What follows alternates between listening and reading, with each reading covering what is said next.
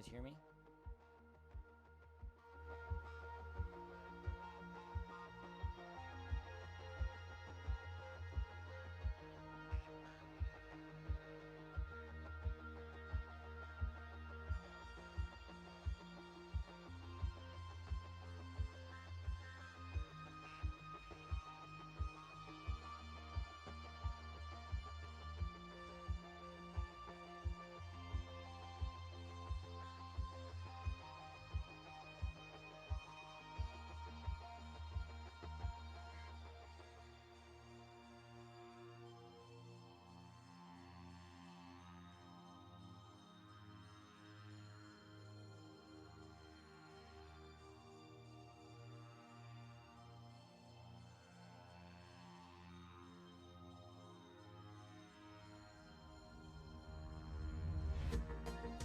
Does this mic sound better than the other mic? Okay, does this one sound better, or did the other one sound better? No audio caption? No audio caption. How about now?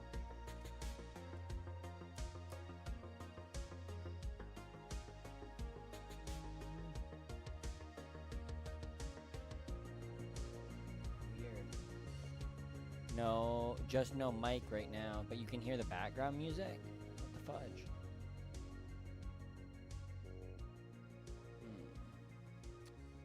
Yeah, actually, it sounds good. Okay, cool. Yeah, I got the... Can you hear this? Let me know if you can hear this sound effect.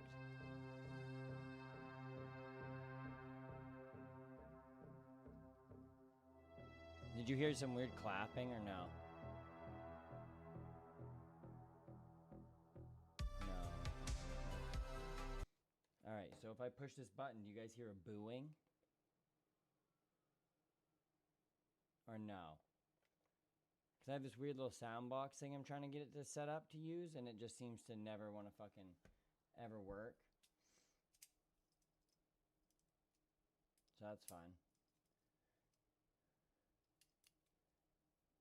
I think your mic is only in left ear and no clapping. Okay, well, give me just 1 second. Fuck this thing then.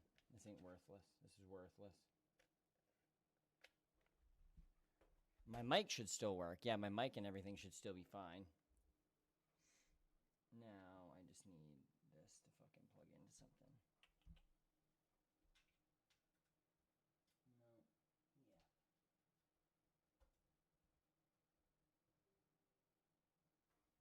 Yeah. Oh, that ain't gonna work either. What the fudge?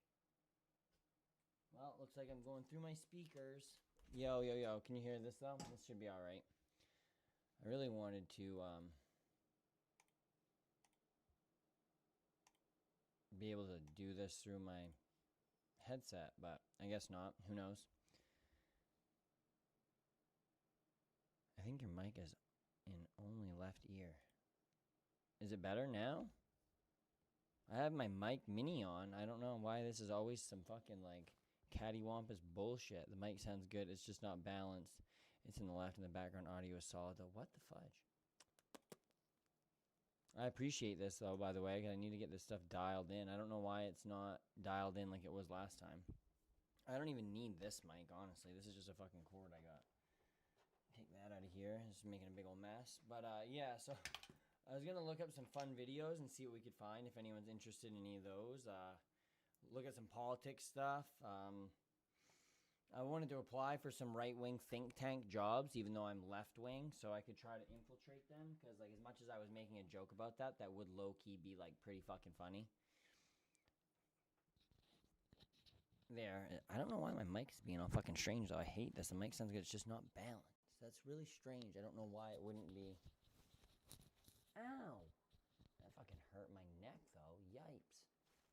Alright, let me put all this crap away over here. And then we'll actually get to doing some actual stream.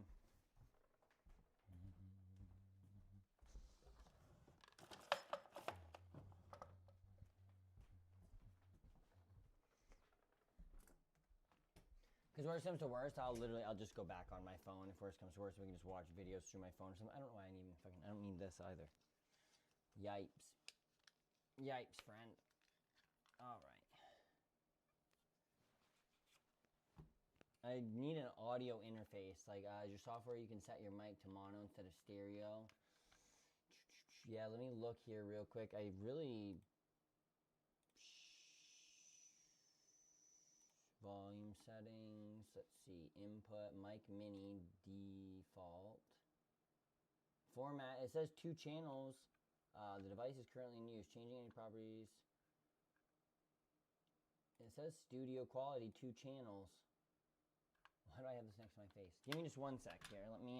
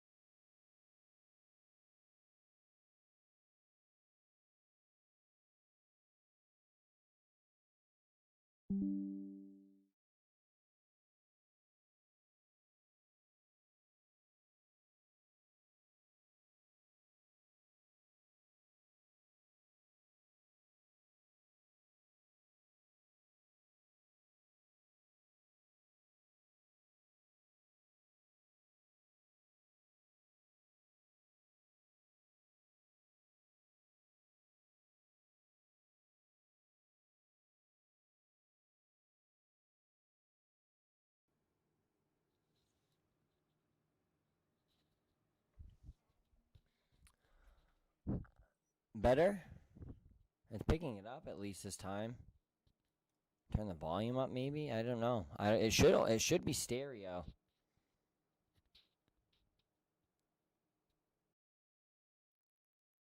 Hello? Oh, that's the monitor. It says it's. Oh yeah. Fudged if I know, bro. I don't know why this be like this all the time. So silly. Maybe it's got to do with this fucking thing right here. There's an audio section. Where is that? Studio on air. Audio input. Audio input. Live. There he is. There I am. There he be. I'd be here for sure. If I could get any of this to work right, that would be cool though. Does your audio sound cattywampus? Or is yours alright?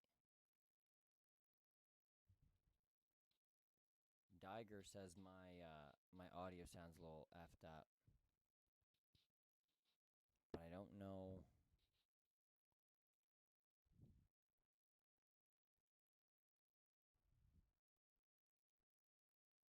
Filters. What's a filter do here? 3-band equalizer, invert polarity gain, noise suppression, noise gate, NVIDIA audio effects, upward compressor.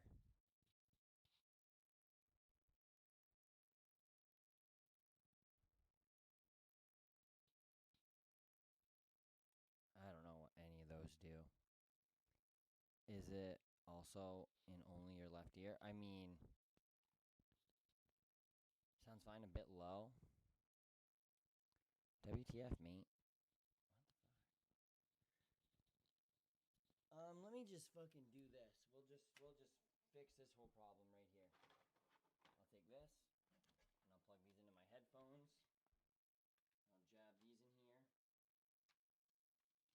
Fucking go like this.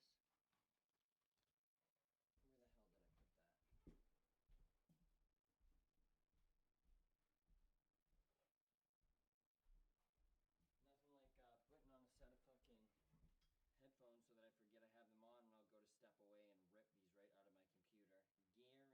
Guaranteed.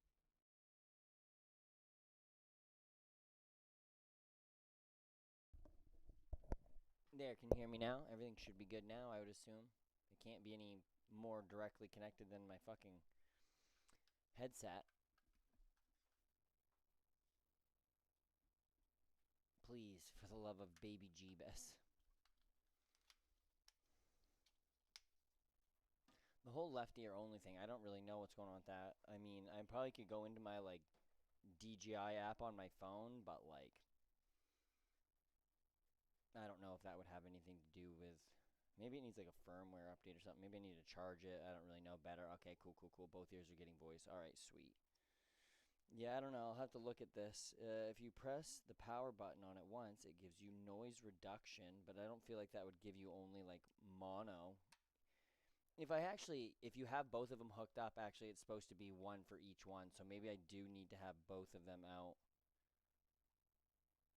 I kind of want to check that hypothesis now, honestly.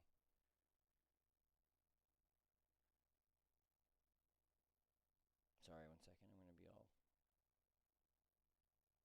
Okay, and then if I can connect here, bud.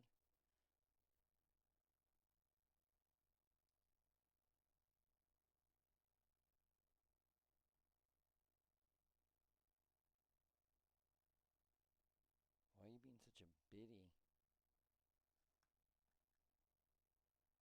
Alright, those are connected. Let's try this one more time.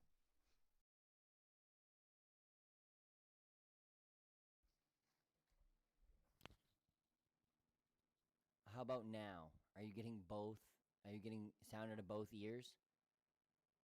Because I have both of the mics out now, and I'm not sure if it is like actually helps or not. Because I would put one on either side and just see if it works, but I need to know.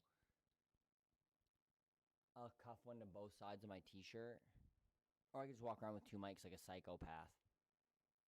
No, you're good, man. I want to figure all this out why it like works, but I'll just hook the headphones back up if this doesn't like do any better. But I just don't like having the headphones on because I will walk away from my computer with them on, and it will not be a fun time. Mainly for me, but yeah.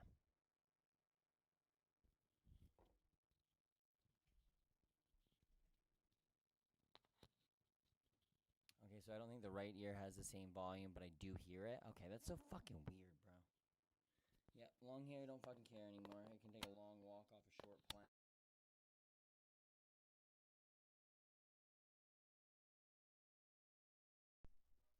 This will only be for my fucking cell phone, I suppose. Or I gotta read the manual or something, who knows. Anyway, so yeah, what I was doing earlier is I was looking up jobs at conservative places, like, I don't know, maybe like I could get a job at Turning Point or something. Like, wouldn't that be fun?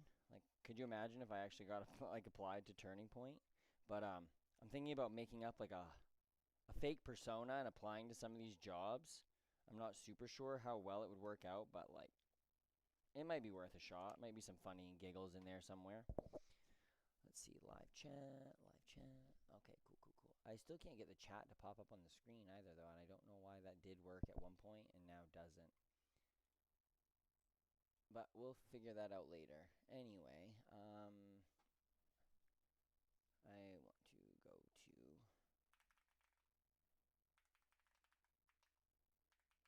Turning Point USA Jobs.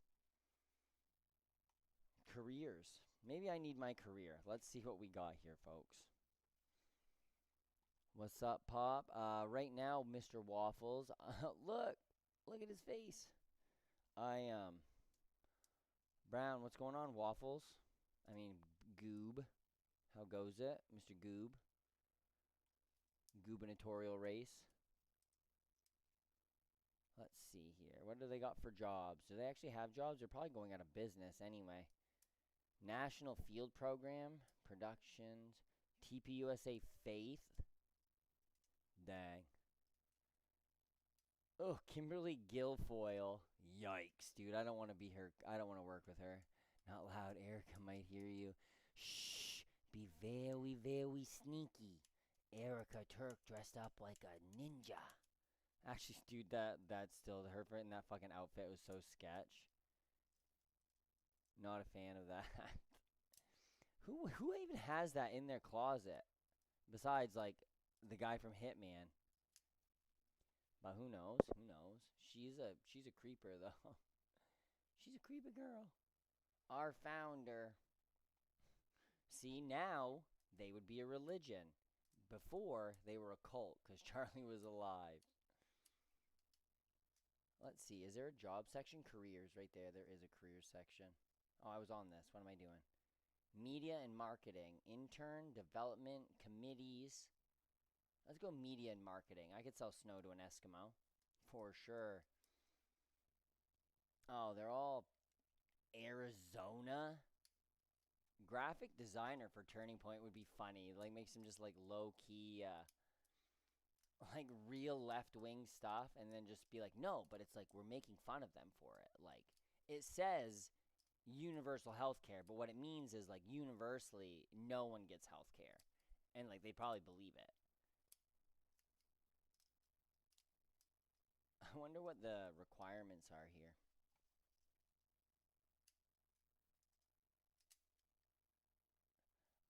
501c3 nonprofit founded by Charlie Kirk.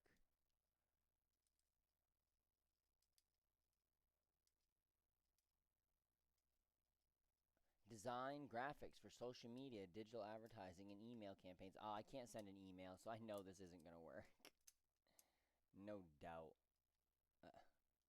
Wow, skills. Experience designing large format graphics or event signage, photograph, or photo editing experience. I did use CS3, like Photoshop CS3. So, I mean, like, I'm kind of a big deal. I don't know if you've ever edited a photo before, but, like, pretty difficult. Especially considering I would just fucking put it into Gemini and be like, hey, yo, friends, want to check this out? Whoa. Too far, friend. Holy shite. Can you see anything on this? Oh, it's the white background behind me.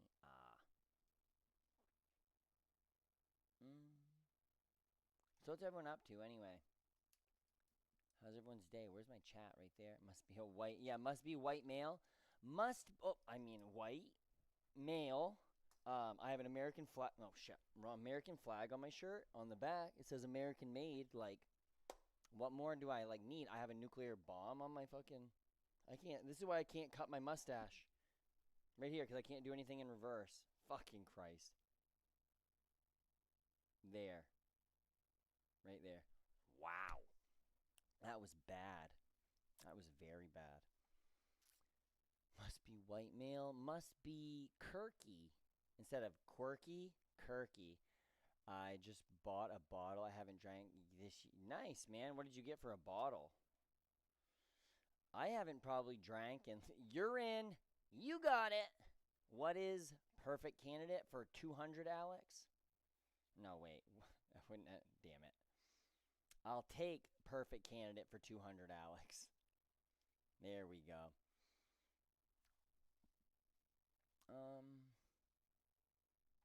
I gotta put this over on this screen. And this over here. Alright, cool. I got too much fucking shit on my windows. Exit out of that. Exit out of that. Exit out of that. Kirky? Yeah. Like chipper. Kinda. But quirky and Kirky. Definitely not kinky, though. I don't think they like that. Applicants must include a portfolio link showcasing examples of both digital art. I could just post pictures of my, like, Iran bomb, like, getting the fucking Tomahawk missile to the school bus. Like, that's good art.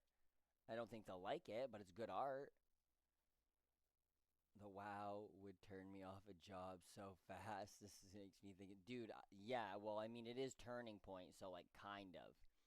Like, kind of. Like, look at this, dude. All they did was print out a picture of Charlie's face. Like, I could easily do that. Easy. And it'd be way more creative. I'd give him, like, an eye patch. I'd say, "Arr, you Republican?" Like, dude. It's really, like, it's so easy. I went to Israel, and all I got was this stupid shirt and one less foot.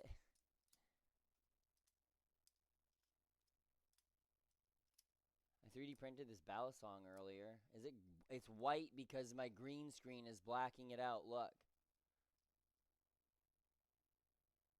So if I put this in front of my face and I bring this web page over here. When you establish a powerful presence on over 2,000 college campuses, they don't just call you a nonprofit organization. They call you a movement.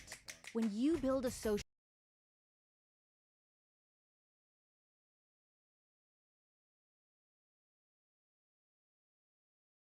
Turning Point USA. And with the largest and most anticipated events in the conservative movement, it's no wonder we're growing larger and faster than ever. And to keep this momentum, we want you. There are so many exciting opportunities with each of our departments. Foster the next generation with our field team. Take part in creating the most energizing events in the conservative movement with our events team. Reach the masses with engaging content with marketing and media. Create stories to captivate audiences with our productions team. Engage with donors to propel the movement with develop. Shitty Triscuits. I did not what I meant to do. So anyway, that video is not fun. But second of all, look at this other job I found, right? This one right here is digital video and engagement marketer. Jesus Christ. Man, I can't read. I really can't read. I have no idea. Manager, register now to apply. But look, it's like a 75 to 95,000, and bro, I can make some like CapCut videos. Like they have no idea. Where are the people of color? This is not that big of a tent, right? Like it's a big tent party, but like people of color are just like not in the tent.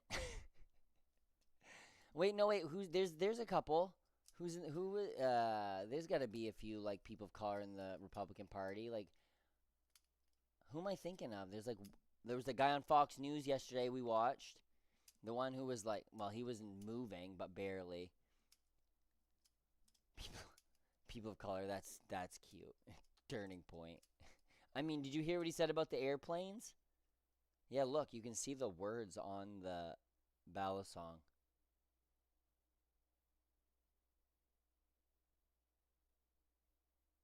That's weird.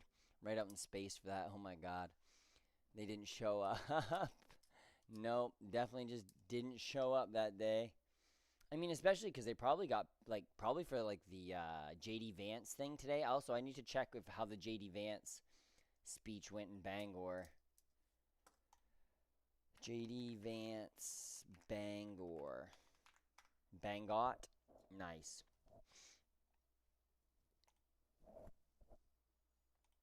Incredible vice president. How is that little Marco? Is fucking Marco there? Who is this creepy boy?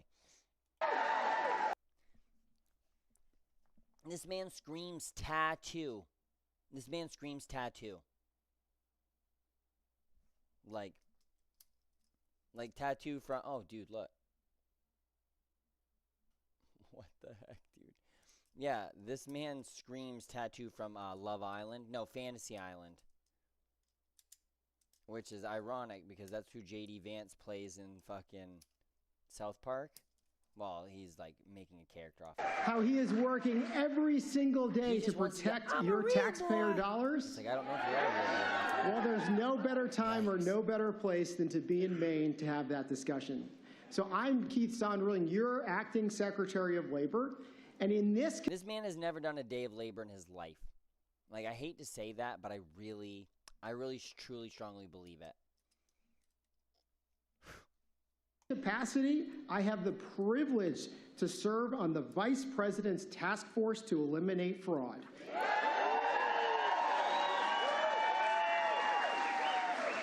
This girl looks that really is the gassed. honor of my life. You know why? Because Americans like you, you're sick and tired of watching your hard-earned tax dollars get stolen by fraudsters, scammers. I'm sick and tired of watching creepy men like this get up and tell me there's fraud when it's like, you're robbing us blind, homie. Ugh. Who says they have the pleasure of working with J.D. Vance anyway? Like, and criminals, and I know you're also sick and tired of Washington, D.C. turning our back on you. Turning our back. He said the quiet part out loud.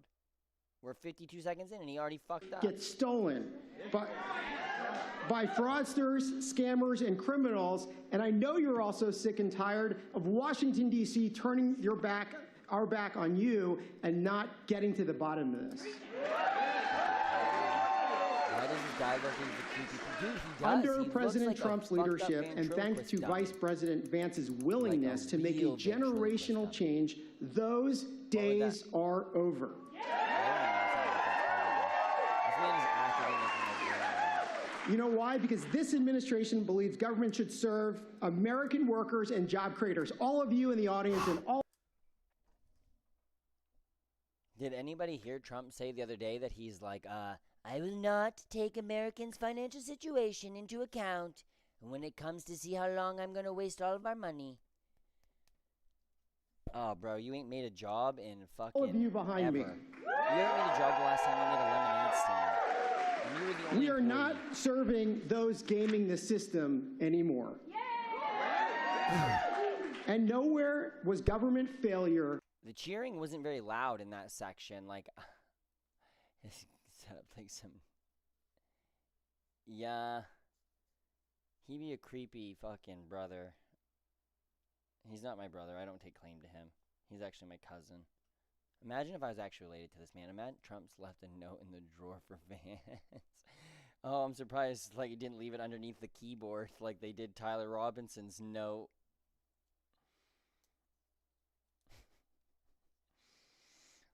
I know you're going to be there in Bangor today, Vancy boy. Make sure you duck. Whoa, friend. More obvious than in our unemployment insurance system.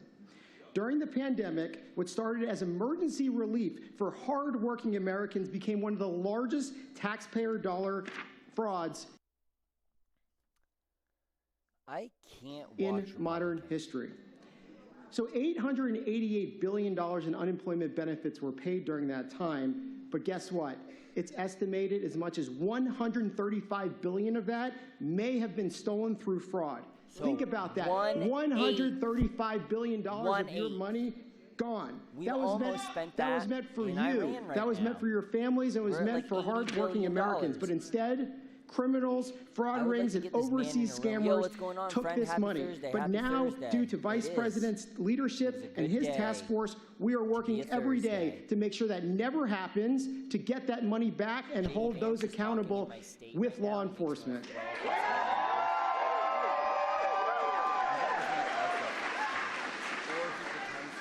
Since the task force began, we've already uncovered widespread fraud and are aggressively preventing it from ever happening again. So here's some examples. We found that nearly $29 billion went to the same Social Security numbers across multiple states. Oh, hold on. I got better ones. Oh, hold on. I've got 3 more jokes my wife $139 wrote million for me. got sent to dead people. All right, ready for another Oh, one? that one didn't hit. All right, this is a good one. $1 billion was sent to children under the age of 14 seeking unemployment insurance. How many Americans under the age of 14 are like probably actually working a job though? Because their fucking parents are so out of luck because the economy's so fucked. Can you turn your mic up like 15%? The video's over. Oh, yeah. Sorry, 1 minute. That's my bad. Mic's almost all the way up. I'll turn the video down a little. I'll actually pause it or something. Under 14, that doesn't work. Under 14, like Because that. they can't work. So it got so The last 14-year-old I knew that worked in the United States was that little girl that got chopped up in the chicken plant. Weird. bad that as much as $17 billion in fraud may have gone out in a single month. We learned that our systems were overwhelmed and exploited. And who got stuck with the bill? All you, yeah. The taxpayers. Maine is a smart group. Because Maine knows all too well about these pandemic insurance programs. More than $93 million. If I was there right now, I would be eating that man's fucking ass, dude. Like left to right, up and down. I would fucking be chewing him out. I would be screaming. Oh my god. How are these people so dumb? They're literally just like, we can say the line. We can say the line. Is my mic still really super quiet? Fuck. In overpayments were put on the books here in Maine. And barely $7 million has been recovered. But that's changing. Thanks to the Vice President, paying benefits first and verifying later never works. We must prevent fraud before it happens. Or these people that need this funding, it might be an emergency. And, like, if you fucking means test every single thing because you're worried that, like, one person is going to fucking rip you off so that, like, dozens of families don't get their benefits because, like, you had to wait to make sure it wasn't going to be fraud, then you're not fucking helping people, dude. Like, you're just wasting time kicking the can down the road until you can find something better to blow the money on, which they will. President Trump and Vice President Vance looked at this disaster and said, not in this administration. Whoa, whoa, whoa. We're not fucking this up, boys. We're already fucking up too many things. Let's let this one slide. Now the Department of Labor is taking action to restore integrity with one goal: to protect your taxpayer dollars. We are strengthening our identity systems. We're working with artificial intelligence to make sure that this never happens again, some of the most advanced systems, and we're deploying strike teams in states like California. And we're cracking down on organized fraud. Yeah, this dude is just out here lying. Like, just straight up actually lying over and over and over. And he knows that there will be no accountability for this because he doesn't live here. Like, he's not going to have to face any of these fucking people when they go outside and have to pay $5 a gallon in gas when they've got to have, like, 4 jobs to pay for their shit. He's not going to have to face any of those people. Like,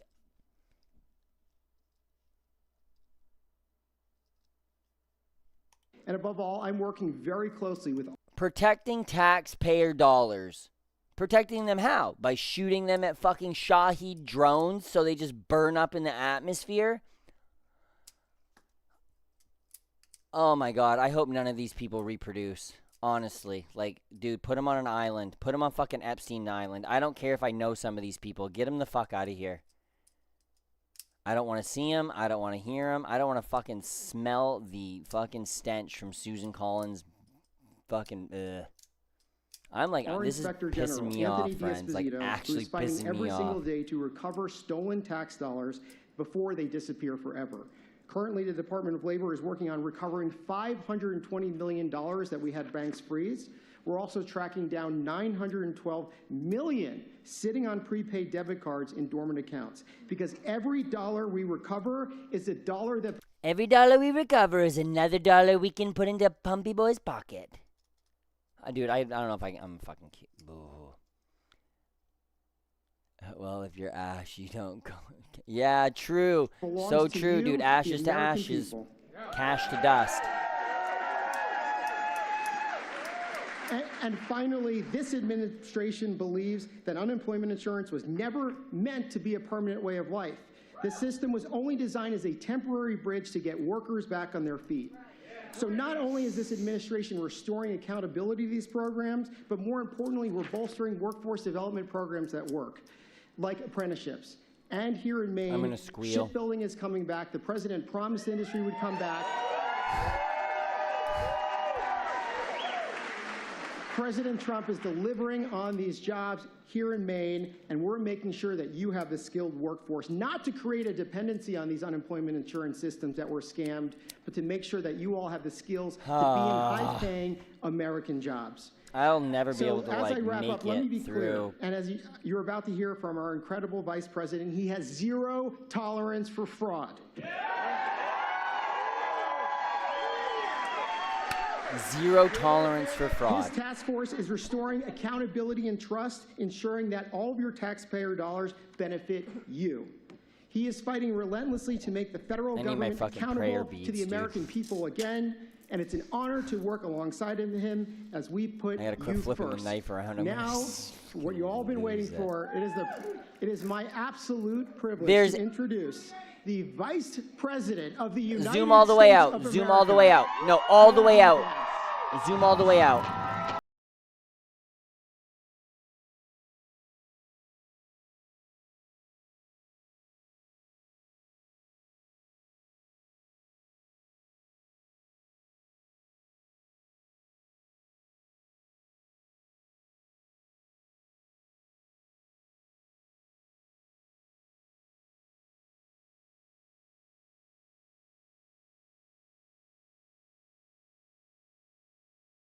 for the fucking Trump administration. You know what I mean?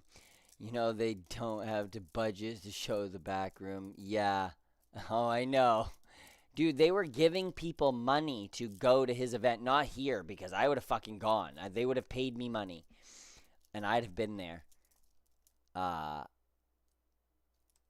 There's probably 38 people in this fucking place, dude. There's at least one high school diploma in that room right now. At least one. And coming from Maine, like I'm shitting on my own people, there's probably one high school diploma in that building. And I'm not even sure if it's JD Vance's. Dude, it's just so frustrating. Like, this shit is actually just so frustrating.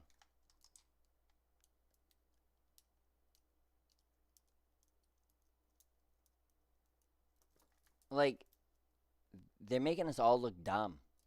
Like, everyone around the world just thinks we're dumb. And I'm not. We're not. They are.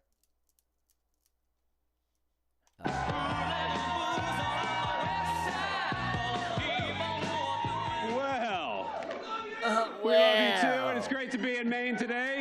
Great to be in Maine today. Say hello to your couch for me.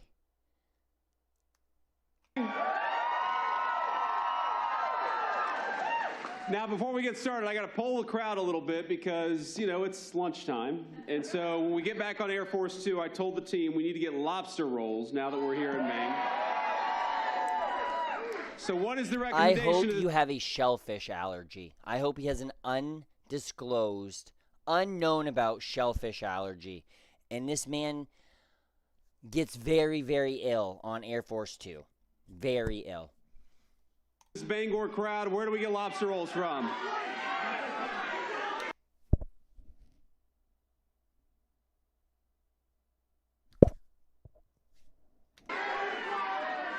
We have a lobster roll guy right here? Okay, fantastic. So where do I need to go? He looks dumb. Okay. He just looks like, what did you say? What's going Eagle's on? Nest.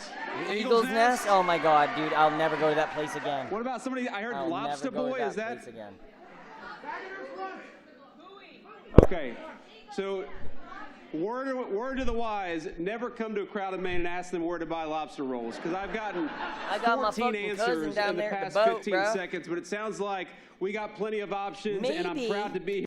Maybe he should go get some oysters. Maybe there's an oyster farmer in Maine that would like to have a fucking conversation with this idiot. How about we get the homeless problem solved before they feed these fucking loose? Yeah, dude. It's like, maybe you owe us $80 billion worth of fucking lobster rolls, so, like, why don't you, like, shove that mayonnaise, like, oh my lord. Breathe. Breathe.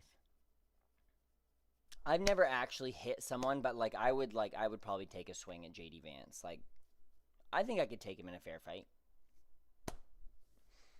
Here in Maine, and proud to be in a state with hardworking people, hardworking fishermen, hardworking shipbuilders, and the people who make the United States run. God bless you, Maine. I'm proud to be here. I know one Maine fisherman.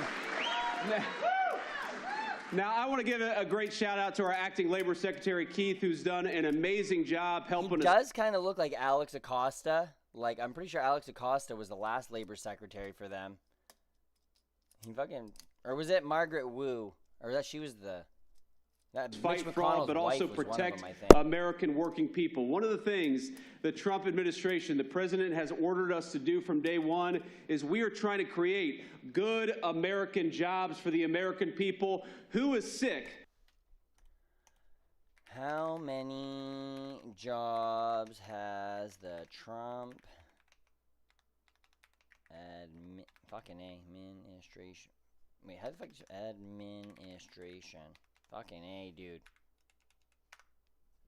How many jobs did the Trump administration create in 2025? According to the revised release, added 181,000 jobs, averaging roughly 15,000 per month. Monthly average, 15,000. Context, this is a sharp decline from the $1.46 million at a job added in 2024. Holy fuck, it was revised from 580,000 to 181.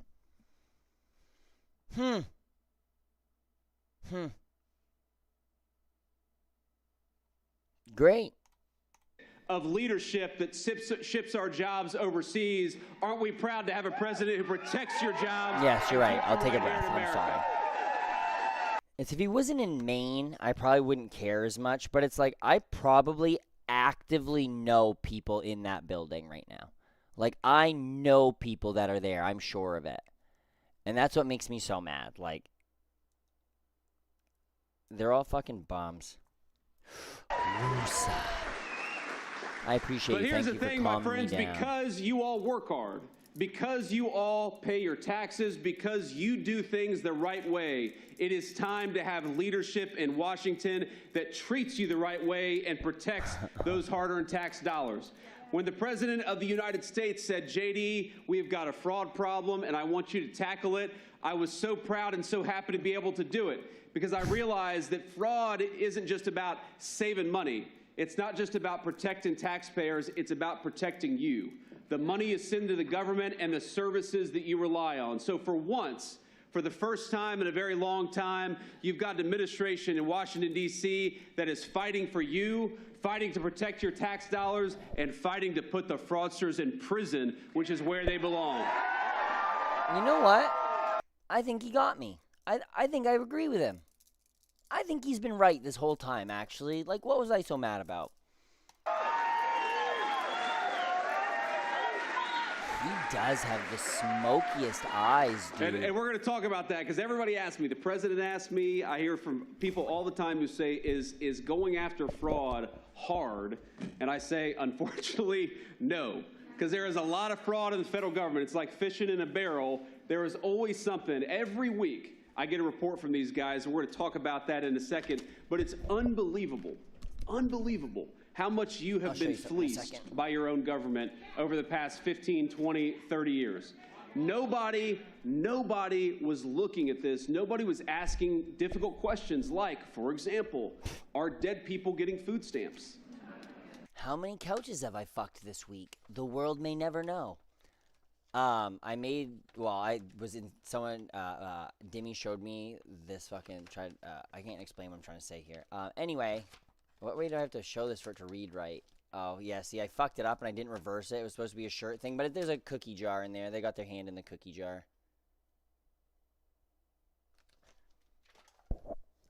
Okay.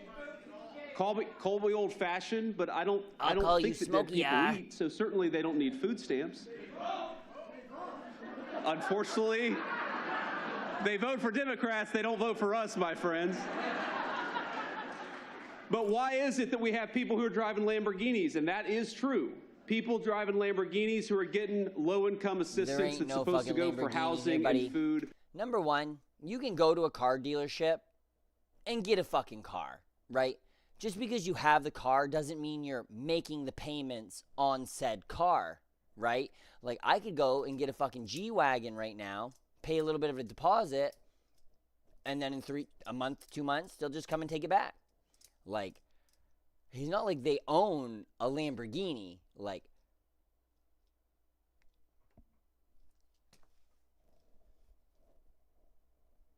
this man's got too much fucking eyeshadow in his brain. For our people. Why is it that we have people in hospice claiming hospice benefits but who have no terminal illnesses? And by the way, here's the crazy thing. It's very often, it's not a person who's even using their own identity. They're claiming that somebody else, they're stealing somebody else's identity, claiming hospice services, and then when that hard-working American goes to apply for some other benefit, they get tagged by the bank as being a fraudster, even though it wasn't them. It was somebody who's stolen their identity.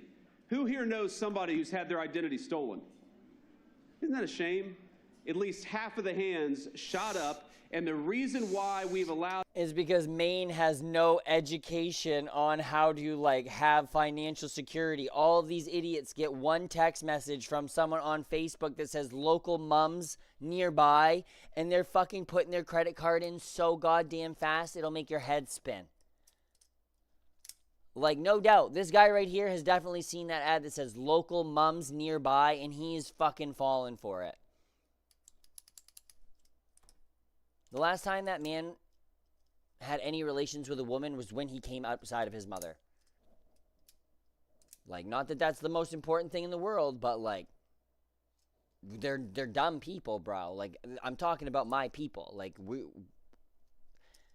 Like I said, there's probably one high school diploma in here. Identity theft to fester in this country is because the government wasn't going after fraud. And ladies and gentlemen, that changed the moment Donald J. Trump became the president of the United States. What about future mums not nearby? That's the one I'd be hitting. I want to talk about all that, but I'm going to give a few notes of shout out here because we have a lot of great local officials and a lot of great future officials that are here today. And first, we have your great former Governor Paul LePage. Paul, where are you, man? There he is. Hello, Paul. Now, Paul is a great guy, a guy who loves the state of Maine, and we're going to talk a little bit about how he was the biggest advocate for your tax dollars and the biggest threat to fraudsters that ever existed in the state of Maine. And here's the problem: is fraud has festered in Maine because this guy is no longer the governor of Maine. So we're going to send him to Washington and fight fraud at the federal level.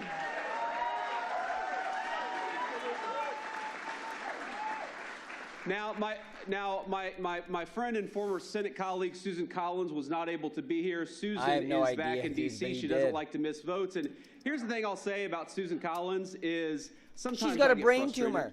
She's got a brain tumor she's been lying about the entire time she's been in the Senate. Oh, do you know who made $3.6 million in the last 3 years when her salary's only $175,000 a year? Susan Collins. I don't know anybody. If you took all the fucking money we had in this town right now, there probably ain't $3 million here. And there's fuckers down the street are like, I'm voting for her. It's like, homie, you're on welfare. You're actually on welfare. I see you swipe your food stamps card at the grocery store. I see it with my own eyes. You're buying steaks, bro, and I'm not complaining because you need to eat. I don't care. You should be able to do that. But don't go out and vote like you're...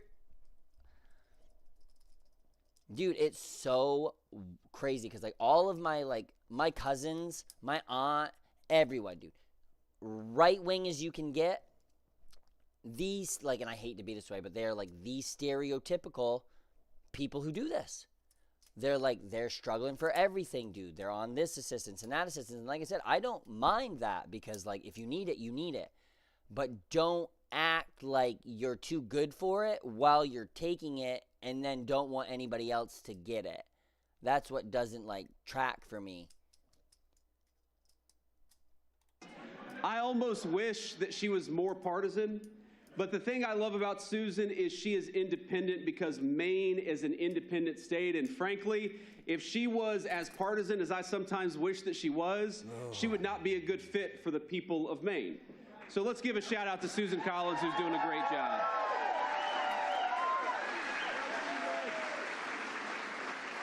We have got Senate GOP leader Trey Stewart. Where is Trey? Oh my God, this guy's a creep.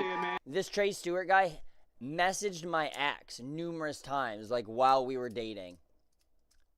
I delivered this motherfucker's packages, dude, and he would just be, like, hitting my ex up all the time. And I'm like, brother, what the fuck is your problem?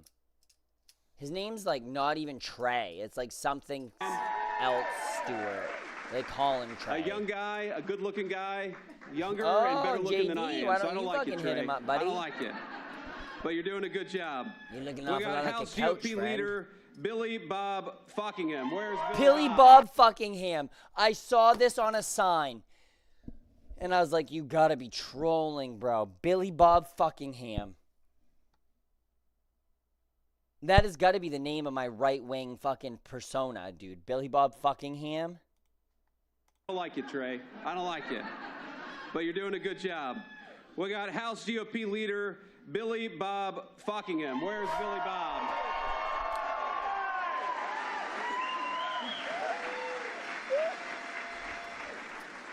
We've got Ranking Member Chad Perkins. Where's Chad Perkins at? Chad, thank you, man. Oh, and we've got the County Sheriff, Troy Morton. Where is the County Sheriff at? Troy, thank you. Thank you for your service and for all that you and your law enforcement folks are doing for our great country. We've also got some reporters from the Main Wire, people who have been fighting.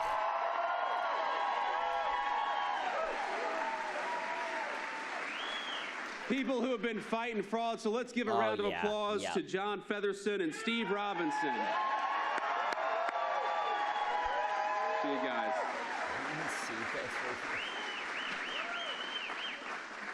So here's the thing that I've learned in fighting fraud for the last few months and focused on this issue is that fraud is the ultimate non-victimless crime. There are multiple victims in fraud. What we think about when somebody steals your tax dollars. So how did you get your start? I know you worked hard to get here, but what are you before? Like, what got you to this point? Like, me or him? Are you talking to me?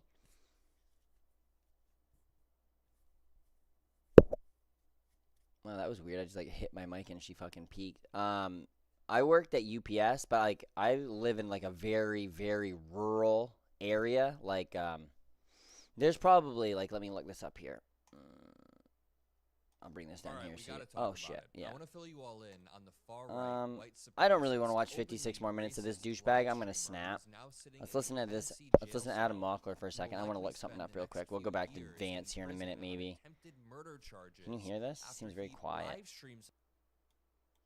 Himself, constantly attacking, provoking, harassing people, hurling racial slurs, being a degenerate in public. Yeah, okay, so. And just spreading the.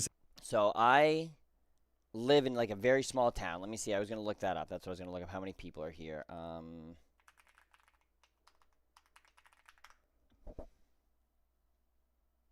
There was 745. Wait. Yeah, 745 people live in the town that I live in. Total. And it's one of those places where it's like a mill town. Like if you don't get a job at the mill, you're basically cooked. So my dad has always owned his like own business. My dad had a bottle redemption center. He had like he recycled cardboard. He sold tractors. He owned a Husqvarna chainsaw franchise.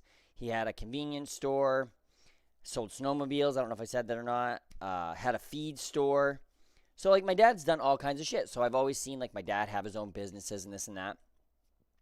And like I've always just appreciated how hard he worked. Like, you know what I mean? And I went away to college and I wanted to be a border patrol agent.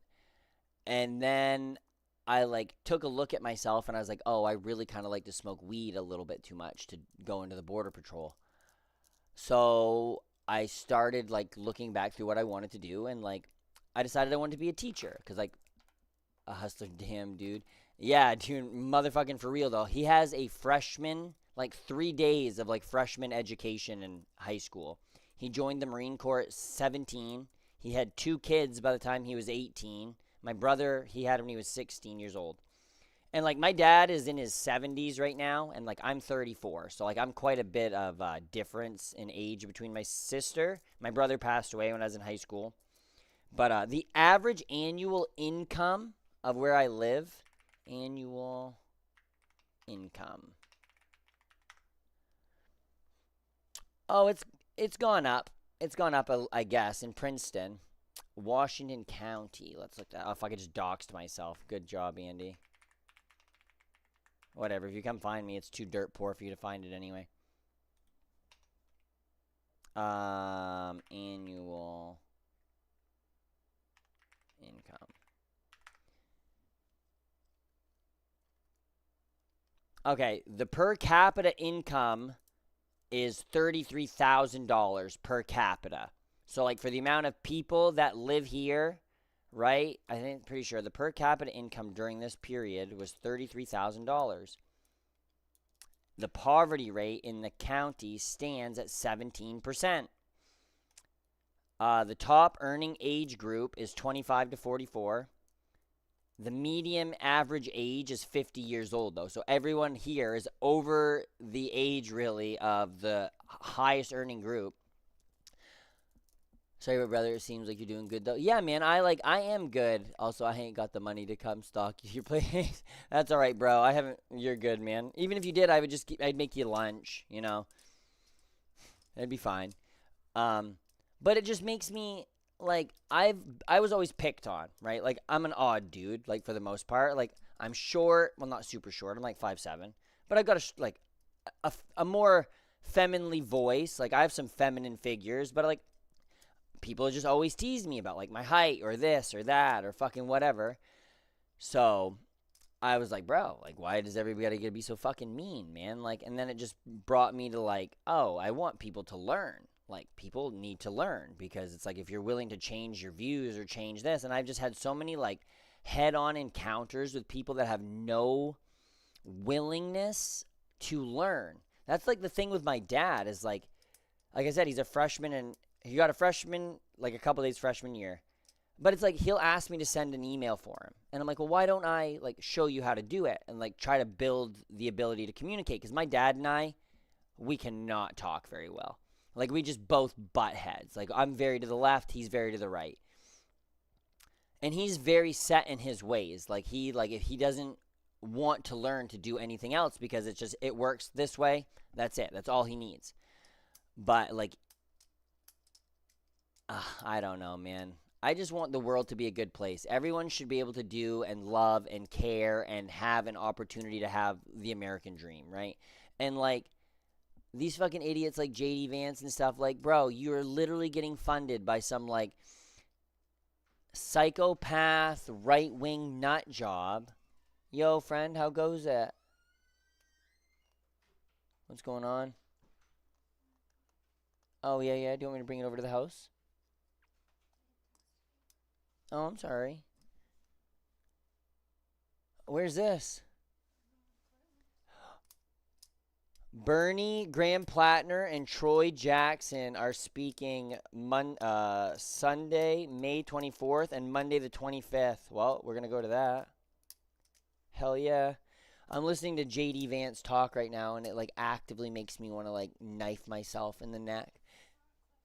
And what makes me so upset is it's, like, there's probably one actual high school diploma in that building right now, and it's, like, none of them are probably, like, in the economic, like, feasibility that just fucking frustrates me, dude. Anyway, I'll be right back. Give me just 1 second here, friends. I got to run across the not across the street, but I'll be right back. I got to take some stuff over here.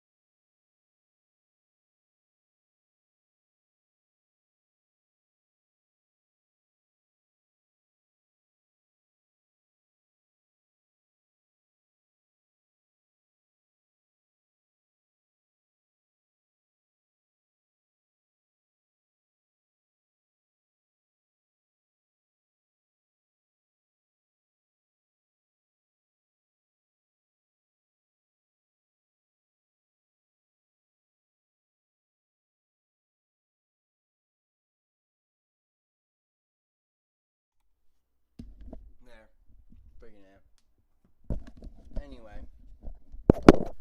Sorry about that. I'm back now. Anywho. Goddamn. Exact type of antisocial behavior that is harmful to American society, that weakens the social cohesion of American society. Well, in a very, very, perfect case of F around and find out, Chud the Builder, yes, that is his name, Chud the Builder, the man here. What is the Chud arrested report? Like, is that like making fun of, like what is a Chud? Anyway, like I have no actual idea what a Chud is. Is it like a Chad? Like, why does it say my audio is so fucked up right here on this, too? God damn, bro. Glad you're back. Heck yeah, friend. Thank you. I appreciate you. I don't know what the heck's going on with this. Why is it so difficult for me to stream from my computer? Like, I gotta try different software or something. Chud versus a Chad. That's what I kind of thought. Is there like, what's the define Chud. Jesus Christ, this keyboard, brother. Chud is a derogatory slang term used for the boorish, unpleasant, or socially awkward person in contemporary internet and political discourse. It is primarily used as an insult for someone who holds far-right, reactionary, or hateful views. Sick. Shooting somebody and then accidentally shooting himself in the arm because he got in an altercation. Now, more details are still coming out about this altercation. We'll learn more about it. But he has been charged with multiple things after repeatedly provoking people on... It just gave me a thing at the top of the YouTube page. I don't know why. Camera. This guy's entire bit is going into predominantly black communities. When I say bit, it's like a white supremacist live stream show that he puts on. But he goes into predominantly black communities and begins to harass groups of people with racial slurs and epithets and the most offensive, degenerate shit possible, knowing that he's going to try to, get a reaction out of people. Now, he goes knowing that he also has a gun on himself, which...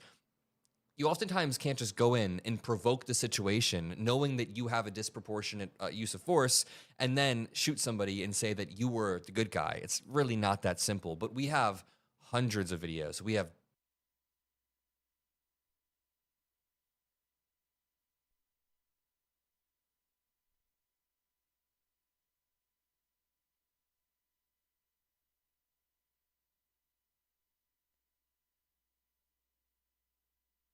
I had my mic muted because I was eating a piece of pizza. Bro, I'm struggling today.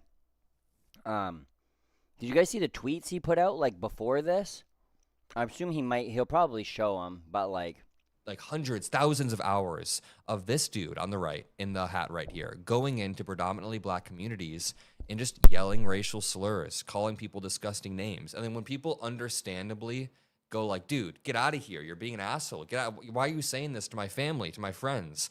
Then he acts like that's evidence that he can rile people up when it's obvious that anyone would react in this manner. It doesn't matter what race you are. It doesn't matter who you are. If somebody comes up and starts to attack you for your sexual orientation, your religion, or your race, you're going to get defensive or you're going to be like, dude, what the hell? So Chud the Builder effed around and he found out.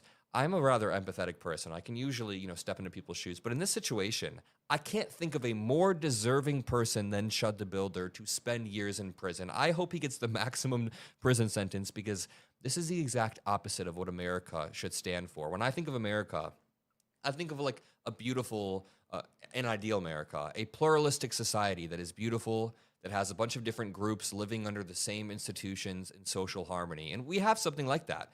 My grandpa is Muslim. He moved from Syria in the 80s to the United States, and he goes to Friday prayer every single Friday at the mosque. And on the way there, he drives past a church, he drives past a synagogue, he drives past his friends of different races and religions, and they're all able to coexist and then work together in Indiana. I mean, it is quite a beautiful thing, the social harmony, the social cohesion that is created among a bunch of different groups when you have durable institutions. But we have these far-right actors like Chud the Builder. I can't even say that name seriously. We have these actors like Elon Musk, Donald Trump, J.D. Vance, Peter Thiel. Why is it the Builder? Why is it the Builder, though? Like, I need a little bit more lore on this guy. Define Chud the Builder.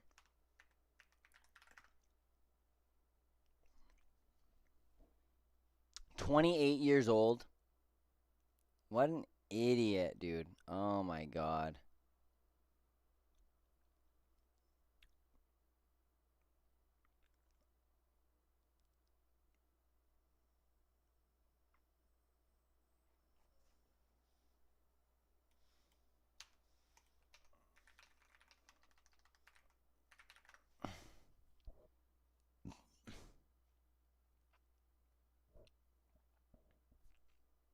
Did he just come up with that? Like Bob the Builder or some bullshit? The list of the people trying to weaken social cohesion to profit off of us.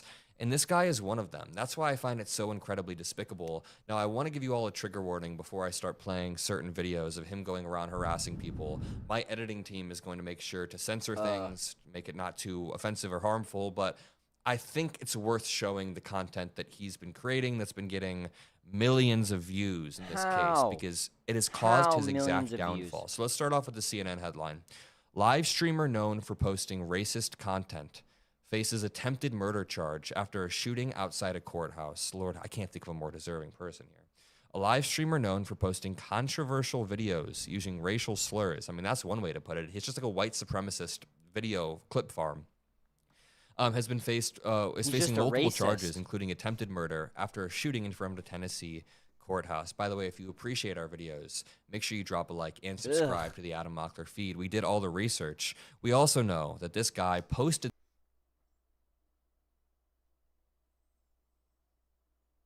like what in the flying fuck?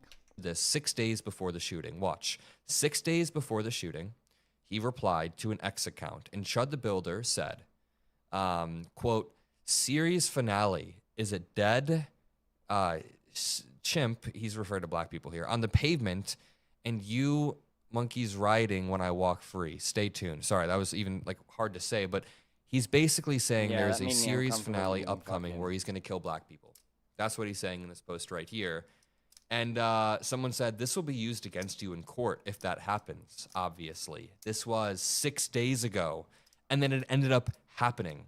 Let me show you a clip that went viral about a month ago. This is not the situation that got him arrested. Unfortunately, you're definitely right.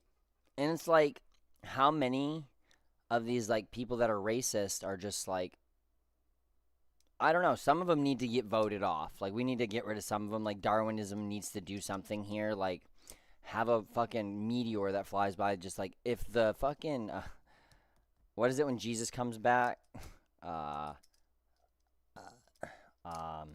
Starts with an R.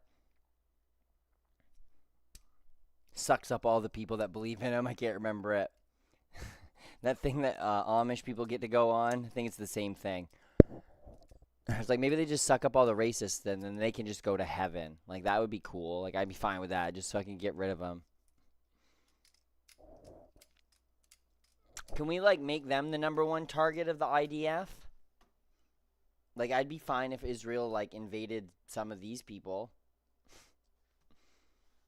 The rapture. It's the rapture. Thank you. I'm like, dude, my brain is But this is one of hundreds of scenarios he's gotten himself into. Check this out. Look at these. Look at chimping out. They all chimping out. How y'all doing? Yeah. Y'all chimping out. Oh my god, why did he give him a fist bump though? Like, I know he's probably like playing along with him a little bit to just be like, what is he gonna do? But bro, like, I don't know, man. Fucking wildin'. Y'all believe in freedom of speech? Freedom of speech, y'all know me. Hell yeah. White people can say right? Whoa, come on! I thought y'all believe in freedom of speech. I don't like this. Y'all don't believe in freedom of speech? Okay, that's all we need to see there. This goes on for 5 more minutes. It escalates more. It's very clear who the instigator is, right? I hate this hiding behind freedom of speech thing. Yes, we have freedom of speech in America, but that doesn't mean there aren't consequences for your actions. You can choose your action. You can't choose your consequence. That's what I always tell Trey. I was like, you can pick what you want to do, but you will not get to choose what happens. If I walked up to somebody and called somebody a pussy and their wife like a bitch right in front of their children, right? If I just started saying really insane things right in front of somebody's children, I would expect the father in this situation to get very angry at me, understandably so, and say, dude, get the hell out of here. Stop saying this in front of my children. Stop saying this to my wife. Doesn't matter what race you are. Doesn't even matter how old you are. I think anybody with a backbone would stick up for themselves. The same thing in this situation. So to walk up to a group of people and to say, I have freedom of speech, therefore I can maximally offend you, is just so dumb. It is so incredibly dumb and divisive. Not even like offend you. It's like he's actively trying to like degrade you as a human in front of other people. Like, it's not just like, oh. And these types of people belong in jail. People like Chud the Builder belong in a jail cell far away. They belong in the middle of the ocean on an island, and if they can fucking make it back to land, then we fucking put them back out there. I want these idiots to be eaten by sharks, and in the worst kind of way. From civilized society, because in the process of trying to prove, Chud the Builder is trying to prove that black people are violent. He's just proving that he is an antisocial degenerate who should not be allowed anywhere. When he's posting this type of stuff online, saying he's going to kill people, he shouldn't be allowed out in society. Now, the Montgomery County Sheriff's Office announced late Wednesday night that Etherly, this guy, was detained as a result of this shooting. Streamer has been charged with attempted murder, employing a firearm during a dangerous felony, aggravated assault, and reckless endangerment. I bet he finds his wife at a Morgan Wallen concert and she's blacked out and she doesn't remember that he asked her to marry him. That's all I can picture. With a deadly weapon. Sounds about right. Yeah, sounds about right. Etherly was booked into the Montgomery County Jail. He is being held pending arraignment where bond will be set. Here is Chud the Builder being carried out after he shot a black man in the stomach. I heard he shot. We don't after know the all the cops details got of this there. specific situation, but I feel like based on all the videos we have, we can reasonably assume that Chud the Builder started yelling the N-word at some people, and then the people were like, dude, why would you say that to me like that? And then he goes, why are you getting so angry? And then it probably escalated from there. It's like the worst form of antisocial behavior I can possibly think of. We don't even need the context of this situation. We know Chud the Builder walked up to this black man, called him a racial slur, and then when this black man got understandably angry, Chud likes to act like the victim. I loathe these people. You know what? Here is a surprisingly wholesome clip. You're going to be surprised at this one. Chud the Builder walks up to an old white man who has the same exact hat, and he thinks that he is some sort of ally. I think he's so he saying goes, all yeah, I white- got kicked out for saying being all hats racist. look the And the same, older bro. white guy goes, what the hell? Why would you think I'm on your side? How's it going, sir? God bless you. How you doing? I'm doing all right. You're the guy, you own the honky tonk? Nope, I'm just one of the folks that work here. They won't let me in here. They won't. Why not? Because I said the N-word on the internet.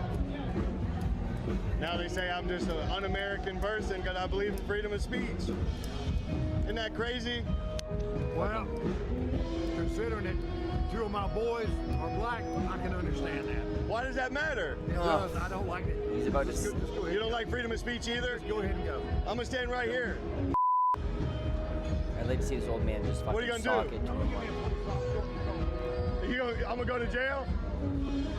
What a fucking dirtbag, Yeah, dude. you are going to go to jail, you dumbass. He walked up to this guy and thought that he would be on his side, and he said, oh, what?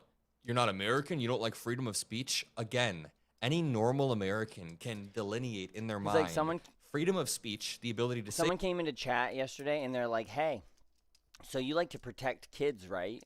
And I'm like, yeah, I can see where this is fucking gonna go. And he's like, so you're completely against like mutilating kids for transgender operations and stuff. And I was like, buddy, you ain't got no fucking clue what you're even talking about. Like, why don't you just go back to another Save the Kids fucking rally and then go vote for your pedophile one more time? Like, let's fucking see how that goes. It's so bewildering because they literally, the mental gymnastics that some people have to go through, like this man goes to sleep at night, every night. Well, maybe he didn't, not the other night, he might not have slept very well. But like, how could you close your eyes and be like, yeah, I am okay with myself?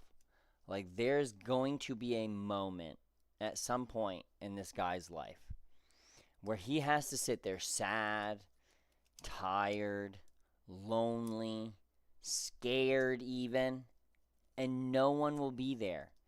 And the sweetest part about that is he will have done it to himself.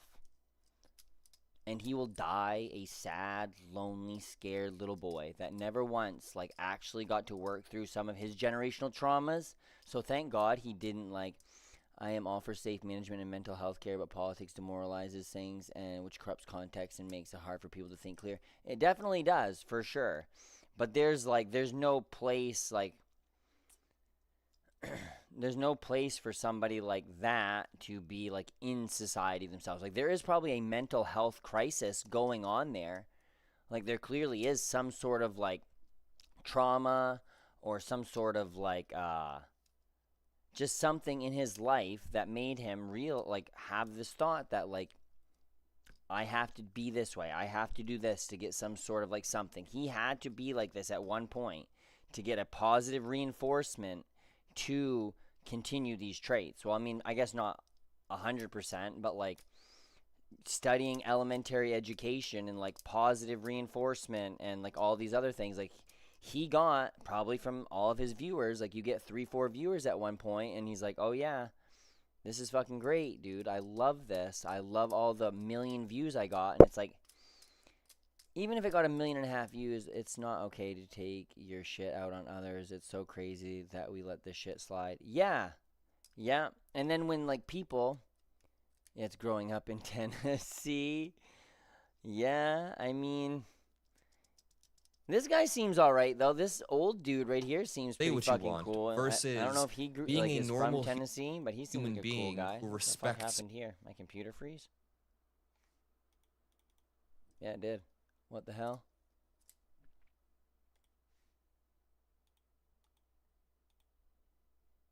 Other human beings. Just because you walk up to somebody and they're also white Yeah, and that have was the same weird. I don't know hat what that was also all doesn't about. mean you can be a degenerate asshole and use racial slurs. I do Most wanna go to a Americans couple in places in 2026, believe it or not, due to I do want to go to a couple places in Tennessee. There's this place called Rock City. Sea Rock City?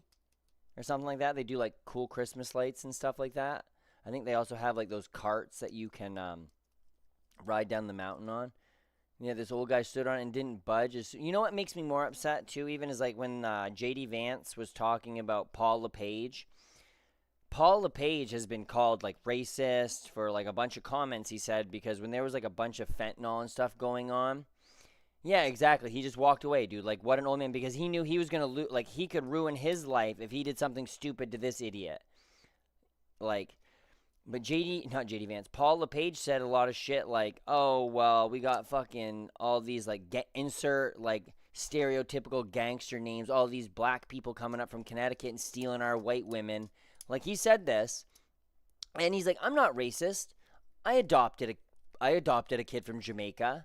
It's like, bro, you fucking went out and you got a child so you could use it as, like, a political leverage is what it seems like. Like, even if you do love your child, like, you're using him as being like, I can't be racist.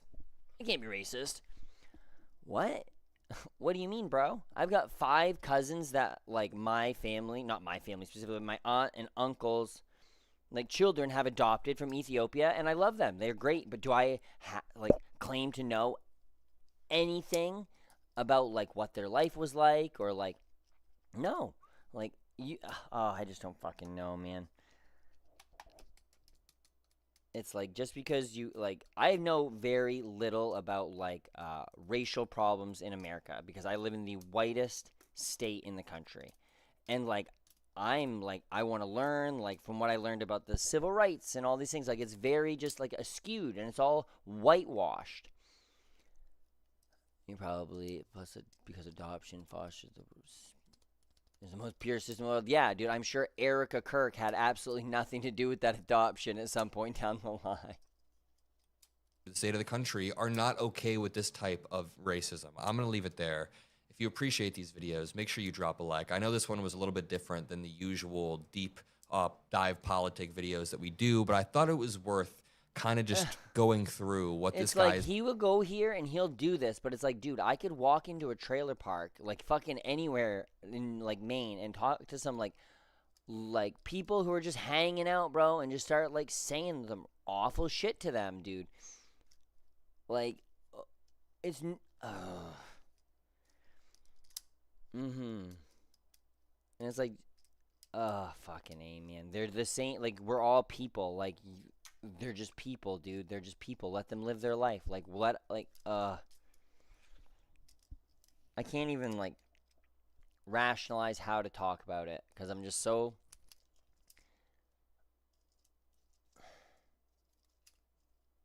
Like, does he have, like, friends? Does he have, like, peers around him that are like, hey, man, what are you doing?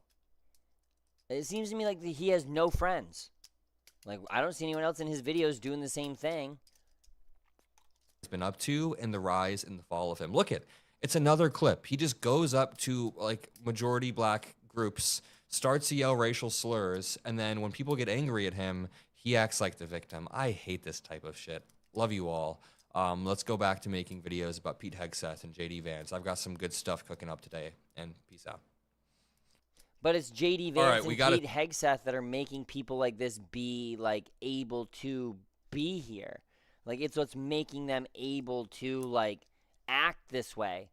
They're the people that are like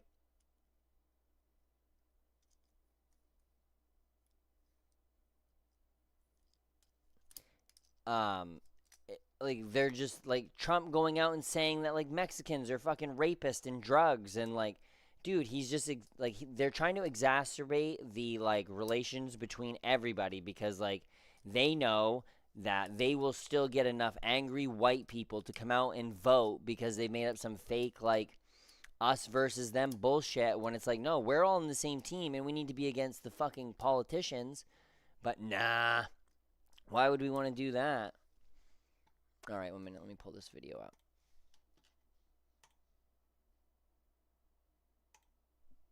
Did it pop up over here after I clicked White that? Republicans in Tennessee are absolutely nuts. Tennessee State Representative Justin Pearson needed to fact-check Representative Michelle Renaud. Can you see that? After she used the Bible to literally justify the founding fathers being slave owners. Oh, there we go. Yeah, we should be good. They shouldn't be judged because slavery was normalized during their time.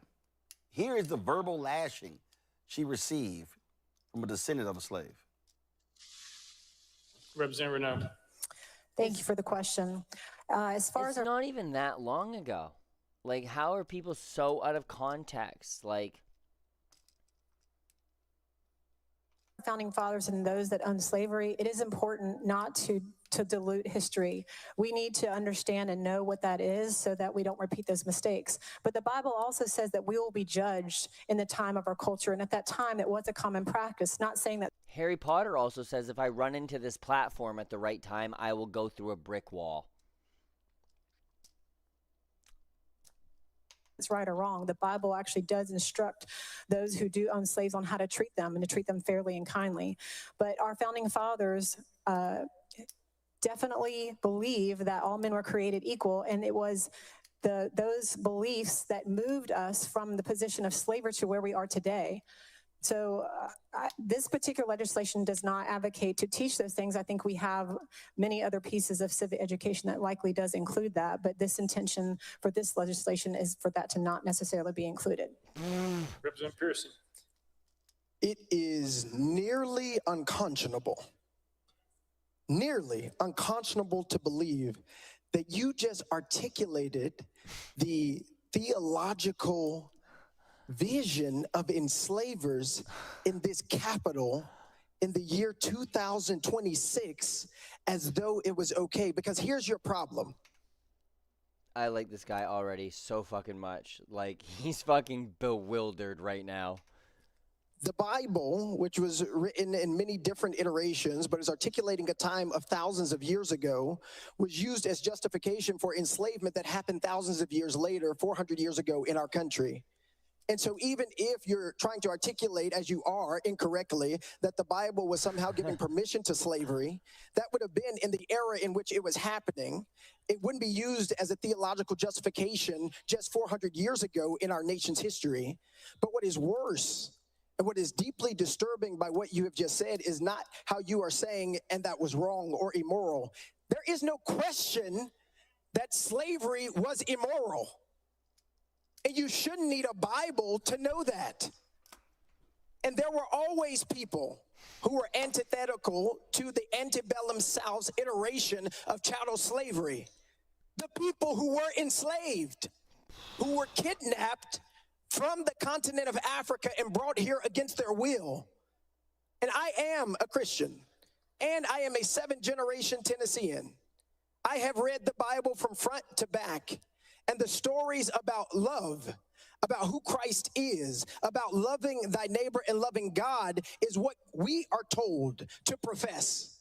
So anyone who misused the Bible to enslave people, misuse the Bible to keep people in bondage, they were wrong then as you are wrong now.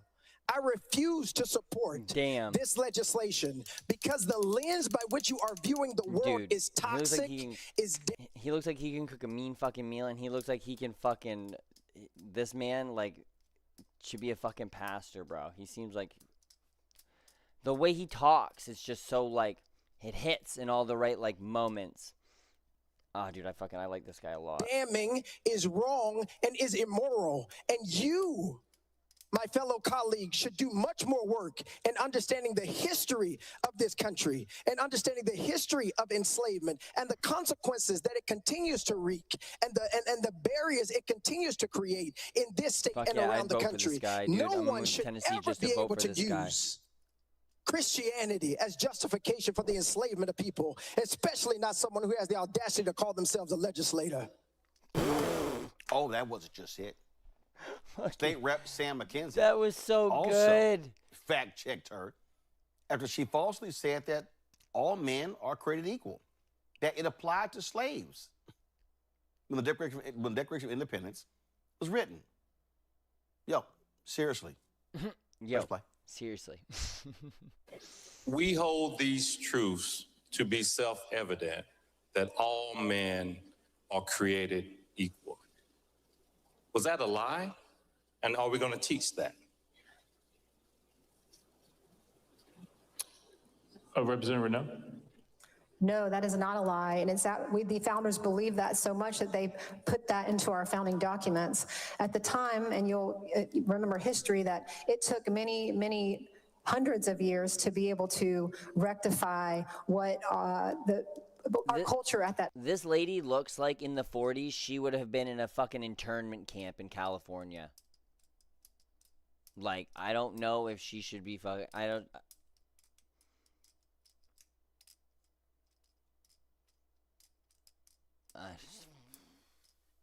At time, but putting those words into the documents is what allowed us to move forward. Unfortunately, it inched. It wasn't an immediate change, but those words ring true still today. And it's the progress that we have made as a culture and the values that America was founded on have allowed us to move forward and to be able to recognize that all men are created equal. I don't think America was founded on a good fucking basis, though, bro. I'm a black foundation's man. rotten. And the person that had me during those times was a black man. When historically accurate, not cultures and evolution and how things evolved, but historically accurate, that was a lie.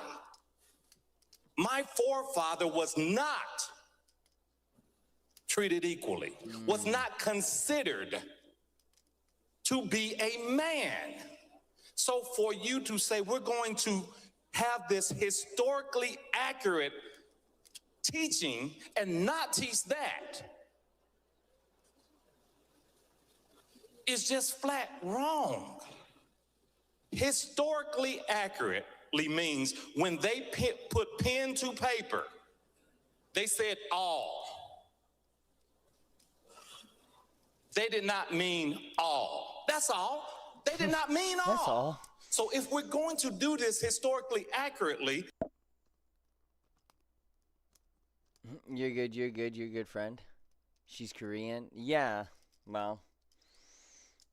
That doesn't mean that Americans wouldn't have put her in an internment camp in the 40s because she looked like Pacific descent. Like, that's like, how can she have the, like, I just don't know how we can, like, have any of these things happen like in our school books and all this. And like I said, I have like such a hard time wrapping my head around this as an adult because I feel like I wasn't given the actual history when I was a kid. And I've grown up with this idea living where I live. Like my brother, when my dad moved to North Carolina for the Marine Corps, that was the first time my father and my brother saw a person of color. Like there's a picture somewhere of my brother like running down the street, like pushing a Tonka truck with some little like just like a little black boy behind him. And my dad said that's just the first time that like. And I'm like, that's fucking crazy.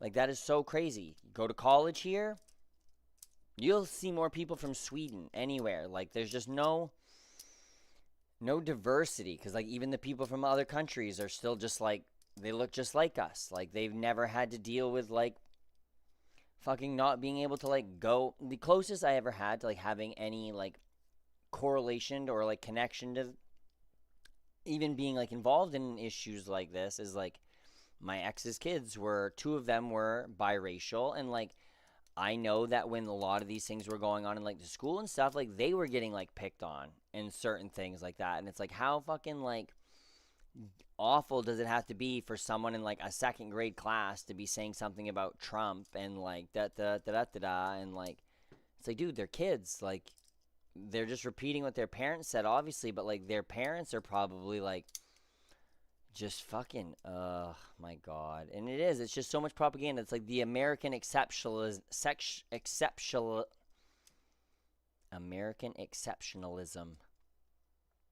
is so just crazy because it's like... Let's do it. One more second. They were saying about, like, when the country was founded on this and that, but the country was never, like, the country was built, the White House was built by not white people. Like, everything that we have is built off the backs of black people who, like, yeah, once again, like that first I said, were taken from their house. We're fucking forced to do this. We're fucking, oh my God. It's like, it's just turning to the, like, the idea in my head that, like, capitalism is just trying to actually enslave everybody. And since we never did anything to defend people from being enslaved, like, how can I not assume that it is going to inevitably just work its way down through this line of, like, capitalism and finally get to a point where not only are people of color, but, like, LGBTQI, like, we're all actually just going to be enslaved because it's what's that? First they came for the communists, and I didn't say anything because I wasn't a communist. And then they came for the pagans or whatever. You go down through the line. And then they came for me, and then there was nobody left to stop them. Bro, your ex's kids? Yeah, my ex's kids.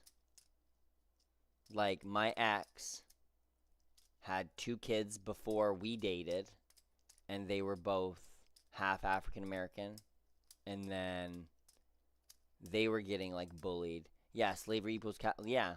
Fuck it. Have you ever heard Ronald Reagan by, who is it? The guy, Killer Mike? Idiocracy, literally developing. Dude, I know, man. Brondo. It's what the plants crave. It's got electrolytes. Thank God it's got electrolytes. If we're going to be able to... At least Terry Crews was the fucking president then.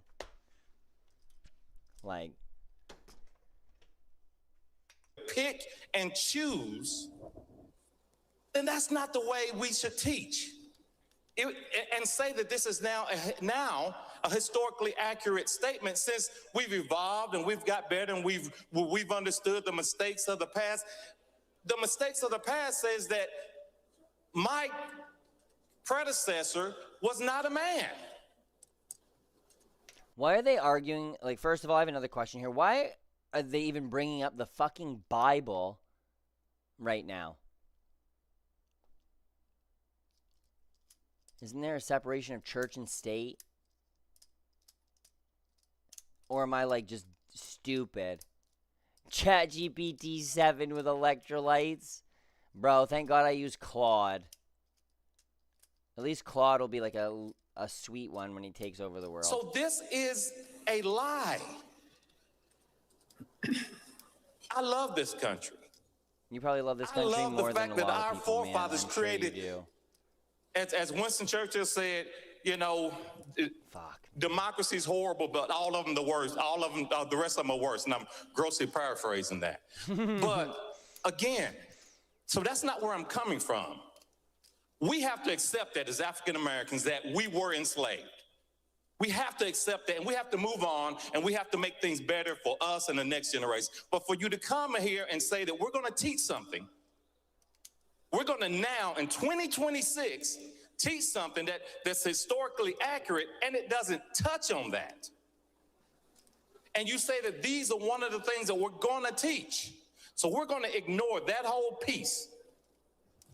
But we're going to focus on where other people might have been from a religious standpoint because of a statement that they made here or there. You're not going to be able to prove that they were an active member of a church for a lot of them. You will not be able to prove that historically because several of them probably had some things that they put in pen to paper that talked about their faith. But historically, you're not going to do that. But here we are having this conversation, and you're ignoring this gaping hole in the creation of our great country. It's got a problem with that. This is just flat out not, it's not the way to teach historically accurate information. Either you teach it all, or we just move on and say that this time, these documents are great documents.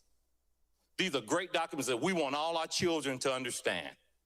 But to say because some people have said that some of these were atheists, some of them not, we'll deal with that, but we're not going to deal with the gaping hole is wrong. If you skip these parts of history, like, you're doomed to repeat them. Like, it can't be that hard to understand.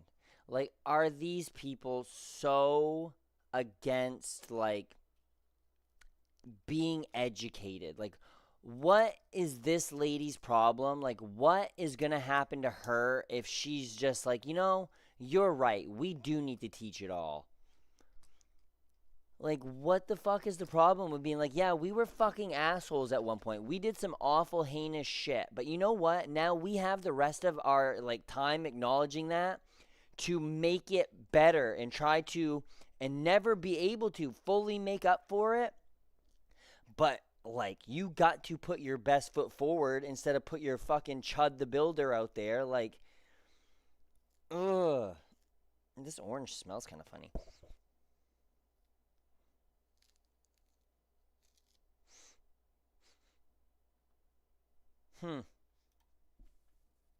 And my question to you is on a whole different level.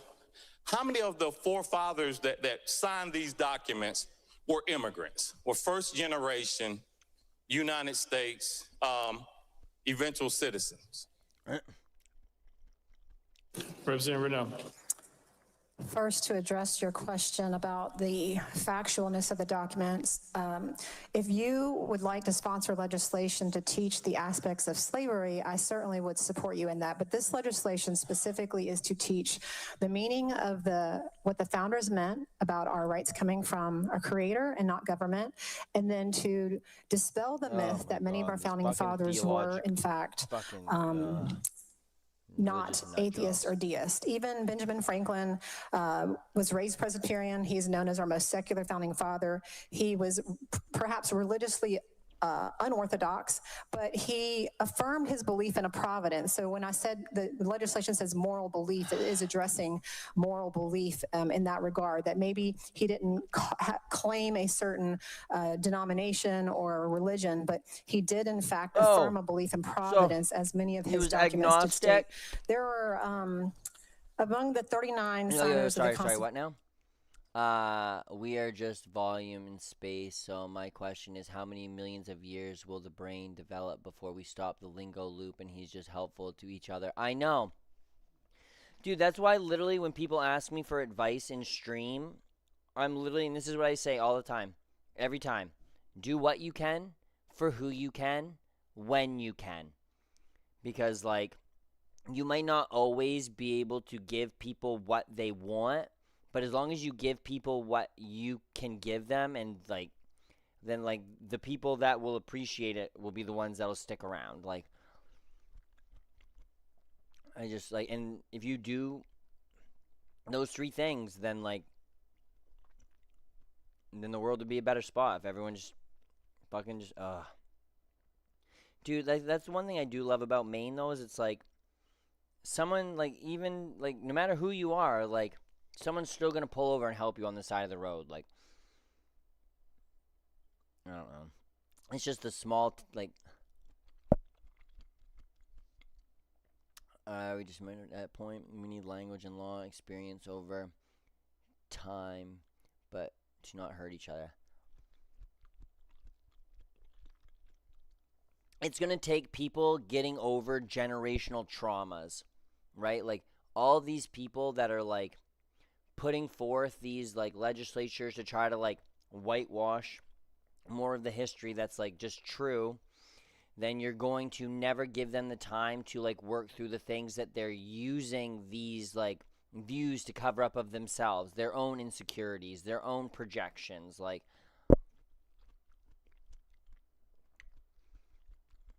because you can't tell me Chud the Builder goes out and says all that shit because he's like, he's a happy, well-focused, centered kind of guy. Like, those words have probably been never used to describe him.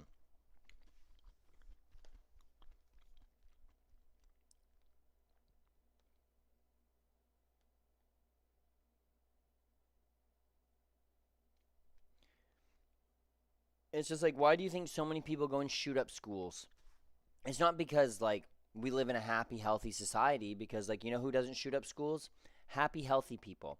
You know who can't be happy and healthy? Fucking Americans, when they can't go to the doctor, and then their fucking mental health struggles, and then you, like, and when we have mental health struggles, and they have all these people that are watching the news, and they're seeing disenfranchise this, and, oh, we gotta fucking do that, and it's like, no, these people are actually, like, have had hundreds of years of fucking struggles, and you're just mad because your fucking, like, doctor won't re-up your fucking Percocets. I was like, I don't know, man. It just makes me feel delusional. Like, that no matter, like, America's got to take such a turn back. How are we going to heal people when working so hard to take away their voting rights? Yeah, because those people who are losing their voting rights are the ones that would be willing to vote for things to help other people. Like, those are probably not the voters that go out and vote against their own interests because they had to fight for them. It's like women's suffrage. I'm sure that, like, when those women got the right to vote, those ones who didn't vote after that, every one of those women that fought for it was like, why aren't you, like... And then if they were to lose the vote, like, oh my God, man. This hurts. It actually hurts. A majority of them were Anglican. And, like, it hurts because, like, I'm not even, like, able to come at this in a way where it's like, usually I have so much to, like, be, like, fired up about, and, like, and this is just, like, tragic. Like, it's actually just tragic, and, like, how people are, like, how are these Supreme Courts in these states, like, overthrowing it? Bro, not on vertical, live, he wants less viewers. Just watching some videos right now, but yeah, I'll probably go on vertical a little bit later. I have it set for dual stream, but I don't know. We're watching stuff about voting rights and just fucking slavery and stuff, and I'm just fucking getting crushed, honestly. But, fucking, you gotta let it out in the light, and I gotta learn how to fucking, pardon me, debate some of these fucking chuds so I don't get shot. Bros on vertical. What are you doing anyway, Diet? We had other Presbyterian, Congregationalists, Quakers, Methodists, one Catholic. But even those that were deist-leaning did affirm or acknowledge providence, which we associate with the Creator. Yeah. Before he takes off here, can I just ask, what's the Supreme Court ruling on? Well, just like the states, like these states keep overturning these like redistricting efforts that the people voted on and got. Just tuned in drunk as fuck. Heck yeah, friend. Drinking that diet water on a Thursday night, Thirsty Thursday. Well, just like, what was it, fucking what states overturned their things? There was a couple of them that had states that were going to redistrict. I'm sure someone will hit me with the. But I just I got a bottle today diet. I haven't drank 2026. I'll take a shot for you, bro. Heck yeah, friend. I don't think I've drank at all since I moved down here 3 years ago. Not that I have anything against drinking. I just haven't drank. Louisiana. Wasn't there another one that just got overturned too? Tennessee. Why did I want to think there was another one too? Mississippi. Yeah. I feel like how can they if the people vote for something, right? So it's about gerrymandering. On one level, yes. Yeah. You moved down from where, the North Pole? Yeah, kinda. If you look at a map of Maine and you go to the very tippity fucking top, I've delivered packages up there, brother. There's fucking UFOs up there, faux show. Holy, that is a fucking Georgia, Alabama. Those all had redistricting efforts this year that got overturned. That had one ballot initiatives. Actually, the place where I used to live, keeps getting voted for the second worst weather in the country.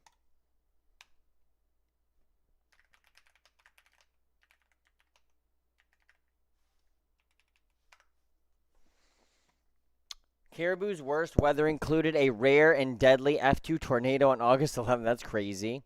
And one extreme cold in 2015, in which the coldest month ever recorded. The city has been with a high of 96. Okay, what the fuck? I don't want to know what that. I want to know when the coldest was.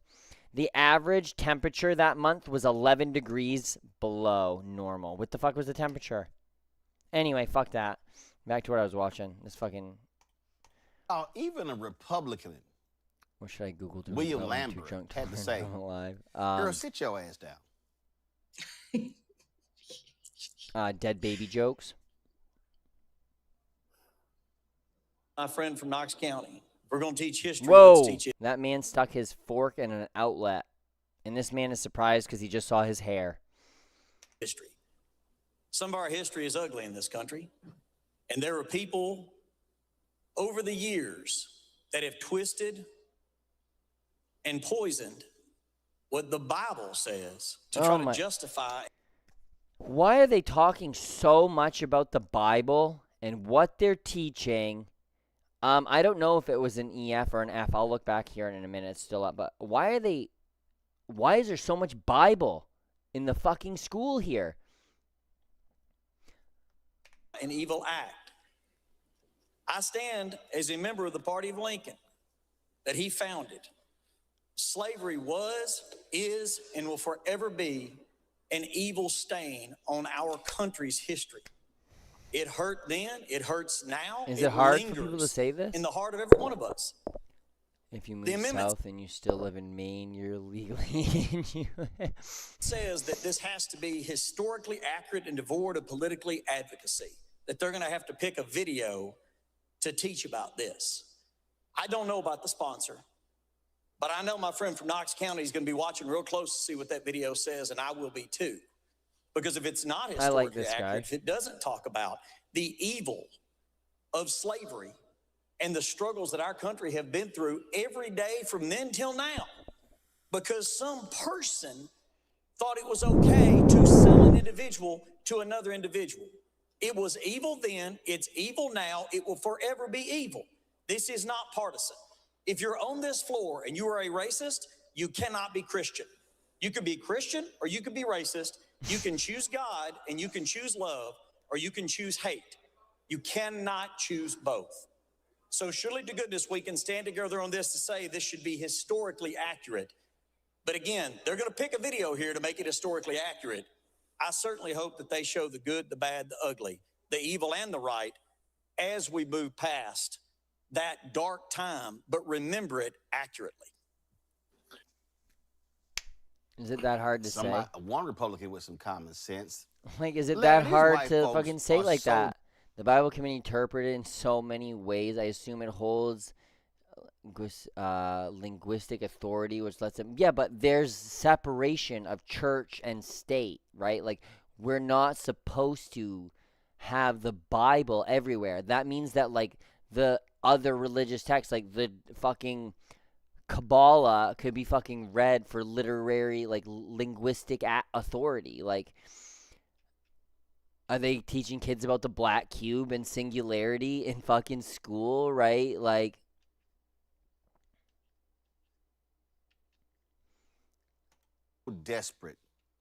so desperate to rewrite history. They really want his story. Jesus is in office. They are mad. Oh, yeah. And we actually know. He's a doctor. Did you not hear he was a doctor?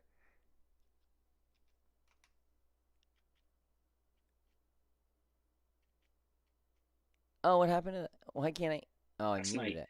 Because I'm completely dumbfounded by her rationale. And look, I get that she's a religious conservative, and that's fine. I like this painting. But Dr. King warned us about this kind of Christian. And theologians, black theologians since then have warned us about these kinds of Christians who will use the Bible as a way to assert that, you know, enslaved Africans are ancestors, that this is just part of the way things were.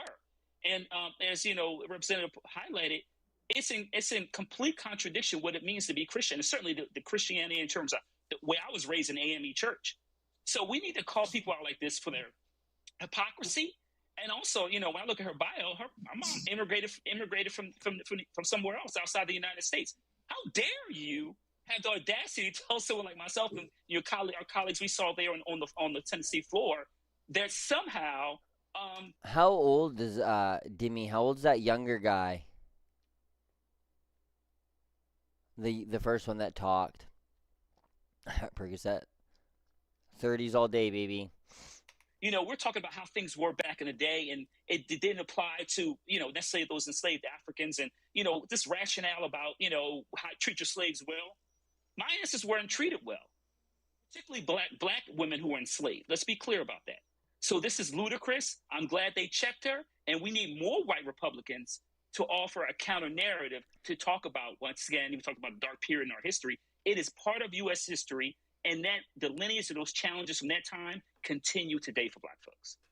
We don't seem to not talk about fucking the communist famines where 20, 30 million people died. We seem to fucking throw that stuff in our history books all the time. Like, fucking, as long, like, dude, I just, like, how deep is the propaganda here? Like, and is it, like, getting so bad now that he's 31? Okay.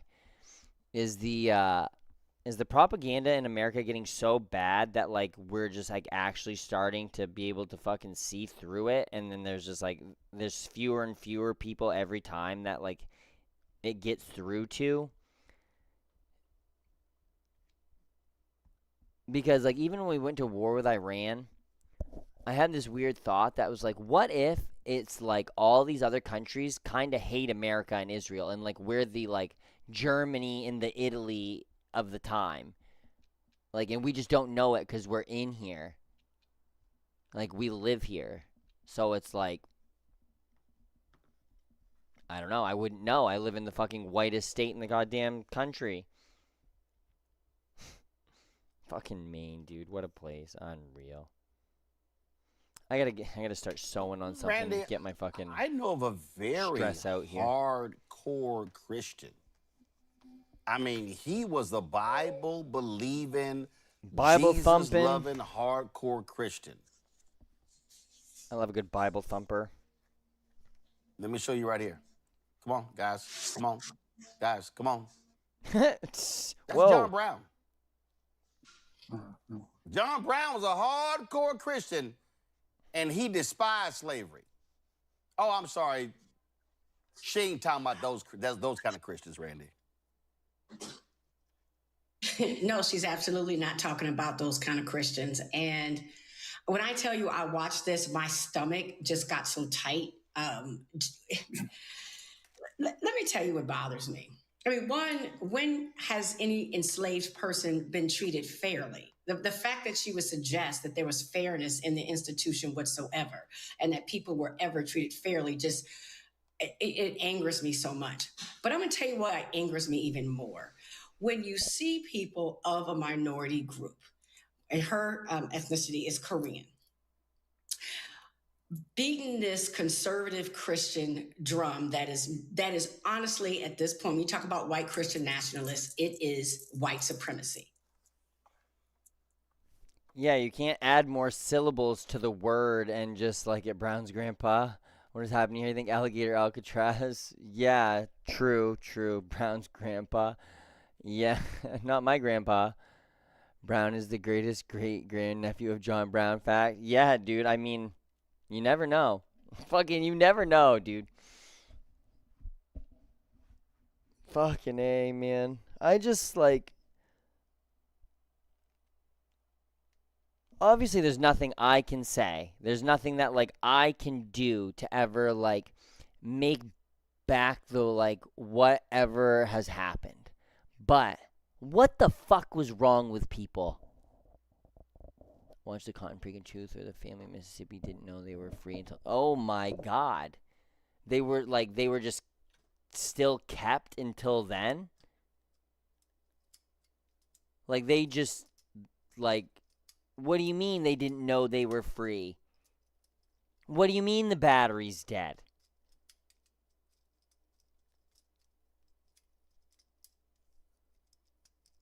Cotton Picking Truth?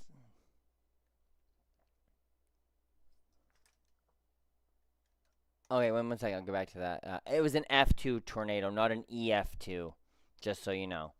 Cotton Picking Truth?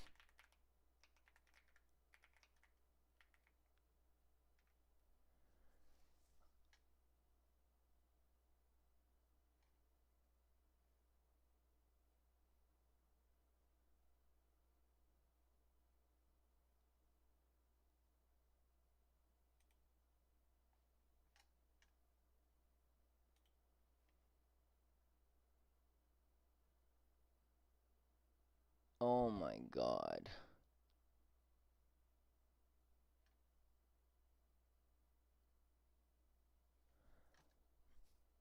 My dad was fucking 10 years old when this happened. Like, that's one generation away. Like, and people don't think that, like, we're, like, oh my God. I'm gonna fucking move. Just get me out of here. I'm gonna freak out. No, I'm just kidding. Just how dare she? How dare she? It is so the antithesis of what life really would be for her. If you look at the way Koreans were abused on sugar plantations in Hawaii, if you look at the way that they were... Well, that's why she acts like this. That late, bro, your dad was born in 56. You're elderly. My dad was born in 55. My dad was born in 1955. 1955. And my brother would have been in his, like, 50s. Because I'm 34, and my dad had my brother when he was 16. My dad would be 71 right now. Yeah, dude, my dad is old AF. Old as fuck. Mistreated and abused and called out during the COVID crisis. All Asians were. If you look at the way that they have been relegated, oftentimes in this country still, just to work in sweatshops and in the laundry. Well, that's why she has to, like, that's why she has to act that way, too, because she doesn't want it to happen to her group of people again. So if she can keep what she perceives as another group of people lower than her, then they will take longer to get to the Koreans to make them be back in a position that she doesn't want to be in. My dad was born in 46, and my dad's dad was... Dude, damn, yeah. You might as well be 59. I fucking might as well, bro. I was actually a miracle baby. My mom was supposed to have a child with my dad, and she had a miscarriage, and they told her that she wasn't going to be able to have any kids. And then guess who fucking showed up? Cannot confirm or deny right on April Fool's Day. This fucking guy. What an April Fool's joke that is. Servicing businesses. They have not been treated well in this country. So the idea that she is beating this Christian drum as if she is part of this white supremacy ideal is so insane to me, because it's not even true for her. So for her to try to justify what's happened to enslaved Africans here, and that she has feels no connection considering her people's history, just shows that she's trying so hard to be accepted into a club, the club of white supremacy, in which she will never be accepted. And her people have never been accepted. It infuriates me, Roland. It absolutely infuriates me. Mustafa? I mean, just building on what Randy just shared, I have this quote that says, those who have been oppressed often become the oppressors. And you see that lots of times with folks who are, coming to this country and they figure, well, if I side with these other folks who seem to have some monicum of power, then I'll be in a better position. It never works out that way, or rarely does. But oftentimes people who have been through oppression become, some of the most virulent oppressors.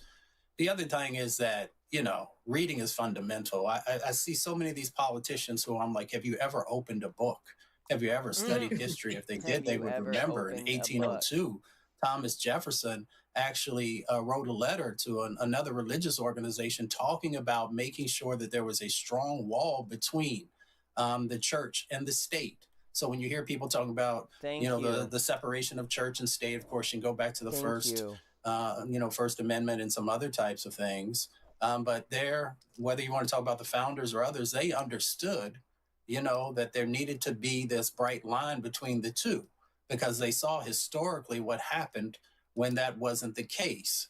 Now, when you have these individuals who want to hold on to history and try and bring that forward in 2026, then that in itself is a problem, because our archaic rules and archaic ways of looking at things never bring any value to a time when things should evolve, when people should be more respected, when we should make sure that equity is a part of a process, and also understanding the impacts, whether it's slavery, Jim Crow, or a number of other types of things that have had devastating impacts for communities. So you should just have enough cultural competency to understand, one, that you shouldn't go there, but there should be a deeper set of understanding that's inside of you as a lawmaker, that you should have a broader perspective that is not going to be hurtful to individuals and will actually help our country to move forward and to heal. And if you don't do that, then you get what you saw. You got it White wrong, Republicans though, in friend. Tennessee are absolutely Buddy, I've already nuts. tried that loan, though. That loan don't work. We just watched J.D. Vance talking about stopping fraud. There's no fraud happening, bud. Tennessee State Representative Justin Pearson needed to fact-check Representative Michelle Renault after she used the Bible to literally justify the Founding Fathers being slave owners. I did restart that. Yeah, this is something that is, interesting, though. They always seem to pop up these communities and fucking right next to, lead fucking lead shit, and fucking high-energy power plants, and, high-energy electrical wires, and, fucking all this NIMBY bullshit. Where, yeah, not in my backyard, but you can go put it in this fucking poor, downtrodden community that we fucking, segregated over here by fucking gentrifying this whole area that was, historically not fucking... Oh, my God. Anyway, punch small things, punch small children, punch these fucking small fucking Republicans fucking kids, allegedly, with love.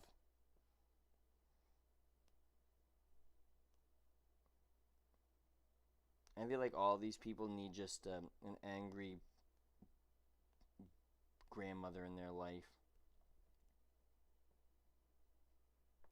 Anywho, check out the Mossville documentary. Yeah. Mossville. Is it just type in Mossville? Try to type it in quick so Mossad didn't come up.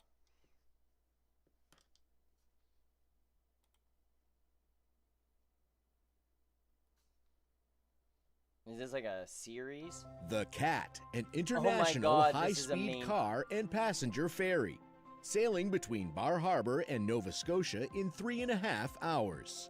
Learn more at ferries.ca. Learn more at ferries.ca. This is PBS Passport. Your ticket to stream, complete LOL. seasons, early releases, iconic series, and so much more. This was perfect. Donate to your local PBS station and start streaming today. Hey, I'm Valerie June, coming up on Real Sale. It became this place that was a safe haven for Black families to build a community.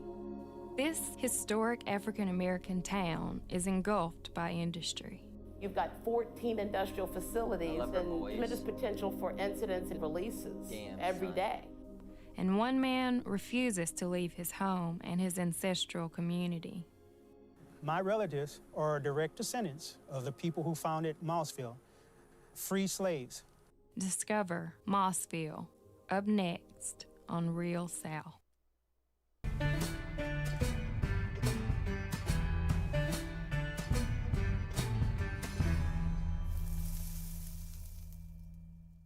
Can't wait for PBS to hit me with a fucking copyright strike. Damn. Digging graves. We do burial sites and headstones, and we located in Louisiana. Pretty familiar with the Mossville area, you know.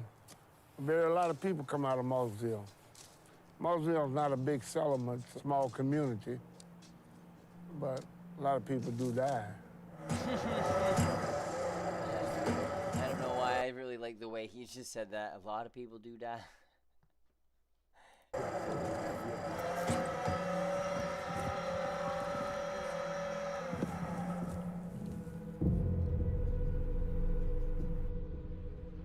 Yipes. This looks like where I live. Like, not like right off, like right near here, but like just this fucking mills and all this other shit. This is probably a chemical plant. Like there was a paper mill, and the kids went outside one day. It was like I was in high school, and it was like 90 degrees out, and kids are catching this fucking shit on their tongues, and they're like, "Oh, it's snowing! It's snowing!" And I'm like, "No, it fucking ain't. It ain't fucking snowing." Like, what forever chemical did you just rail straight into your mouth, friend? Fifth Avenue.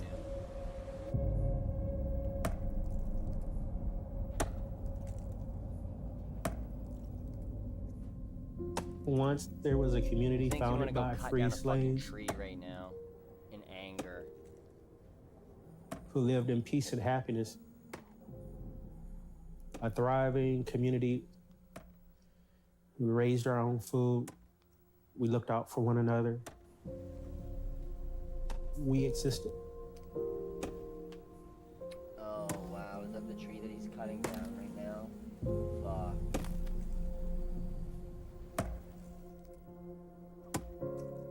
I know it's not the tree, but because there's a painting, but like. And now, that's what it's supposed to let's go. It's all gone. Oh my god, dude, I can't. Pushed over. Drug away.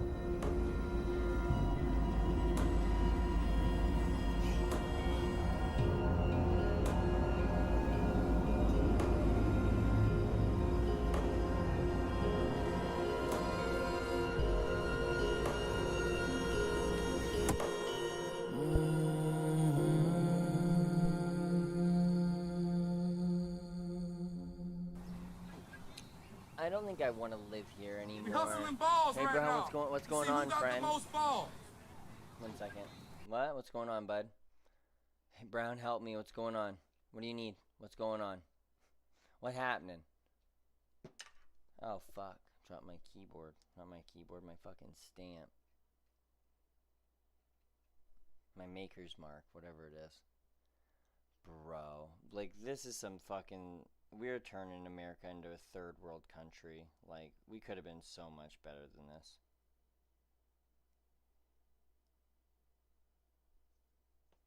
What have we done?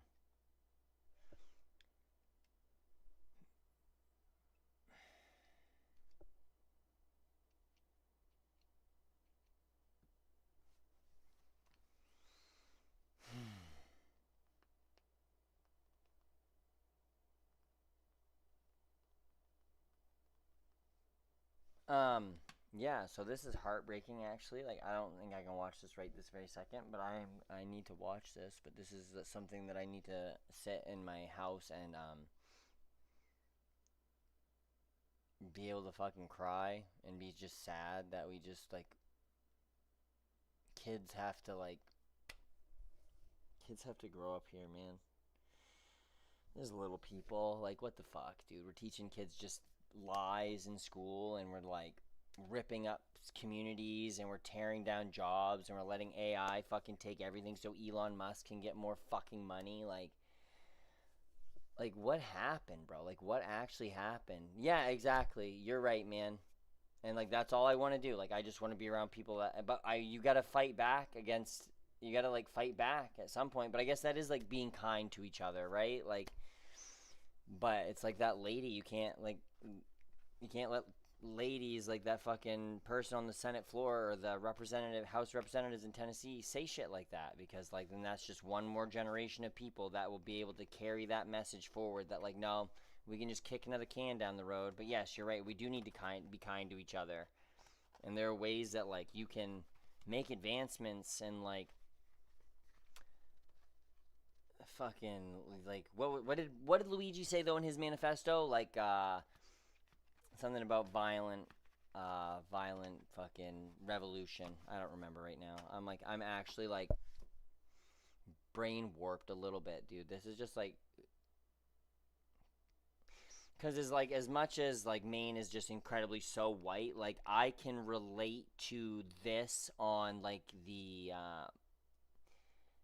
like socio-economic like level, right? Like you could swap this for like a family that like obviously isn't like this specific situation, but the mill goes down, fucking the houses get crumbled, like another thing moves in and it's worse than the first thing. There's less jobs, people leave, and then there's eventually nobody. It's like my great-grandfather was one of the like founding people in the like village, like the small little area of the town that I lived in, right? Like there's a sign with his name on it and some bullshit.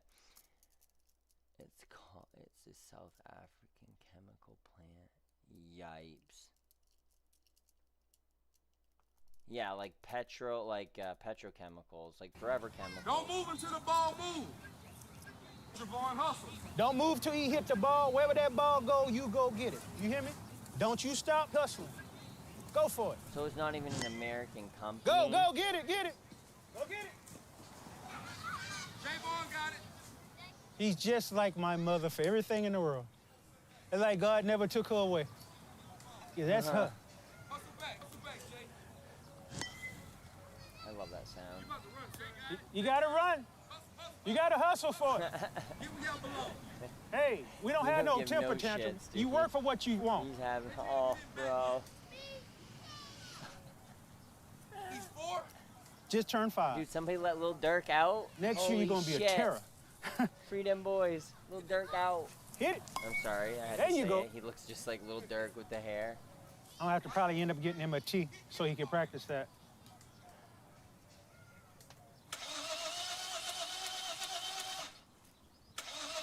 Oh, man. From you telling me y'all had to change the plugs all the way back and how it's reacting, I do believe you have blown head gaskets on this thing. I just can't This is change just the like water where I pump live. and This say, hey, literally take looks your money. like where You know, I live. But it's Maine. Yeah, okay, we're gonna put a water pump on it. I can't do that, and the car's still not running, so I appreciate it. Can't do you like that. All I can do is show you.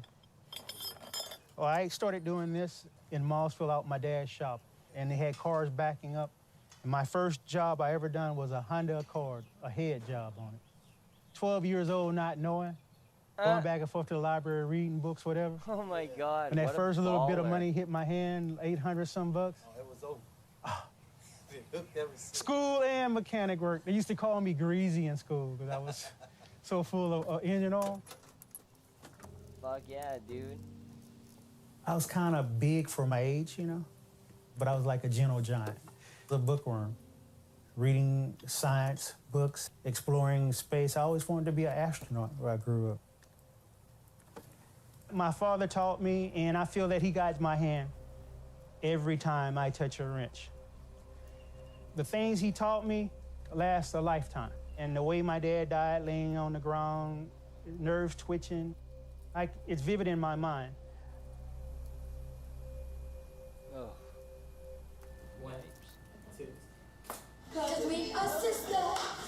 I appreciate all you guys for hanging out and watching this with me, and make sure I don't have a fucking meltdown.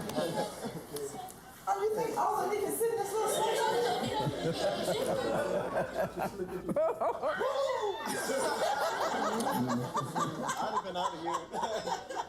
People My are just last so name is fun, Jackson. dude. I don't My see mother why was a people, Hartman. like, I don't know. I just can't. But we are Fishers.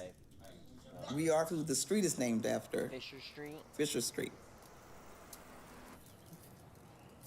Let's see.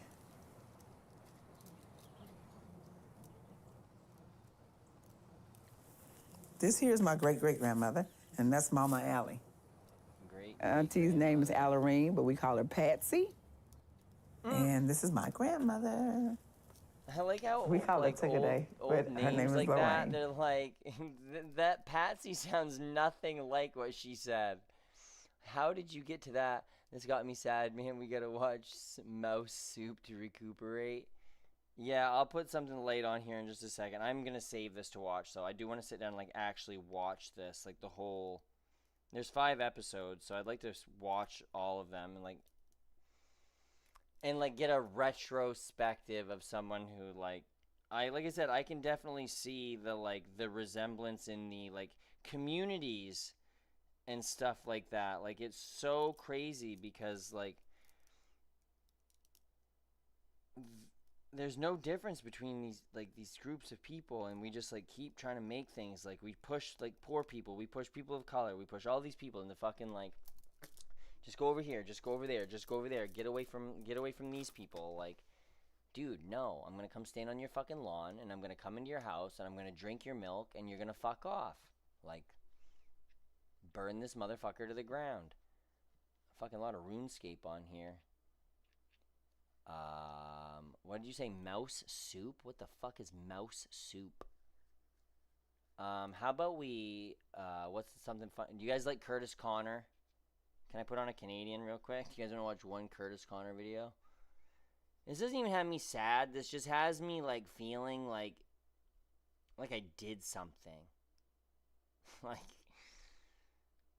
What could I have done to make this not have happened?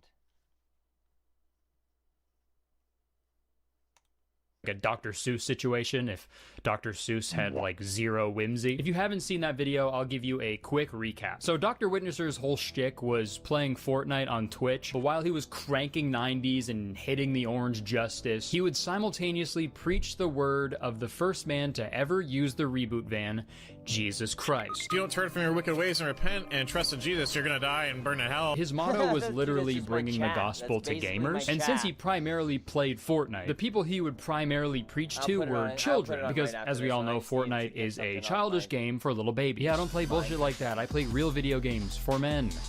Like Minecraft. And obviously most people were not down to listen to Dr. Witnesser talk about the Bible on Fortnite, because I think objectively Fortnite is way more fun than the Bible. I don't know if we can res you. You might want to call God to come resurrect you. That's not funny. But that didn't stop him from absolutely spreading that gospel for years. I've actually been waiting to get into this dude's lobby anyway. He's a fucking loser. He literally shoves the fucking Bible down little kids' throat and shit. You're not doing God's work. You're not doing God's bidding or anything. You're just a disgusting human being who fucking shoves his faith on people. Like, you're actually just a weirdo. A couple of years ago, though, Dr. Witnesser said some pretty gnarly stuff. At one point, he compared homosexuality to bestiality. Like, obviously, did you know, like, having sex with an animal, that's against God's law, right? Well, the whole homosexuality thing used to be against the rules of society as well. He also told a Muslim child that he was going to go to hell because he wasn't a Christian. If you were to die in your sins today, you would be sentenced to hell. Yeah, just overall evil, brother. monstrous behavior, ghoulish even, if you will. So because of all the crazy shit he said, he was eventually banned from Twitch. He was then streaming on some like random ass website that was popular with far-right activists. D-Live isn't afraid to stand up for people in their freedom of speech and expression of their religion. Until his Twitch ban was ultimately lifted. He now regularly streams Fortnite on Twitch and YouTube, and he's actually gotten a lot more popular since my video. Not in a good way, I should say. I think he just has more hate accounts dedicated towards him now. Also, before we get into this video, I want to give a quick disclaimer. I hardly know her. If you are a Christian or a Catholic or religious person at all, that's amazing. I'm so happy for you. But in this video, I am most likely going to be making some jokes about Christianity and Jesus and God. So if having your religious beliefs criticized is going to be hard for you, just imagine what Jesus had to go through. And it's not that bad. So I've been keeping tabs on Dr. Witnesser ever since my first video about him. I talked about him a few times on my podcast, Really Good. I did an episode responding to his response of my original video. I did another podcast episode about him 2 years ago, about him posting a transphobic video titled What is a Woman? Fortnite Edition, which, by the way, gotta be up there for one of the worst YouTube titles of all time. That's up there with fucking I Sniffed Mr. Beast Ass. I sniff Mr. Beast ass. And I'm gonna be honest, I really did not plan on making another main channel video about this sentient neckbeard, but I got a clip from one of his streams on my TikTok a few weeks ago, and after I saw this clip, I knew that it was a message from God telling me to make another video about this guy. This was the clip that I saw. Did you say the N-word? And I'm like, what N-word? You mean Whoa. Whoa. Yeah, that's what everybody's favorite God-fearing streamer has been up to for the past few years. I guess he's just fully saying the N-word now on stream. What, dude? What the hell?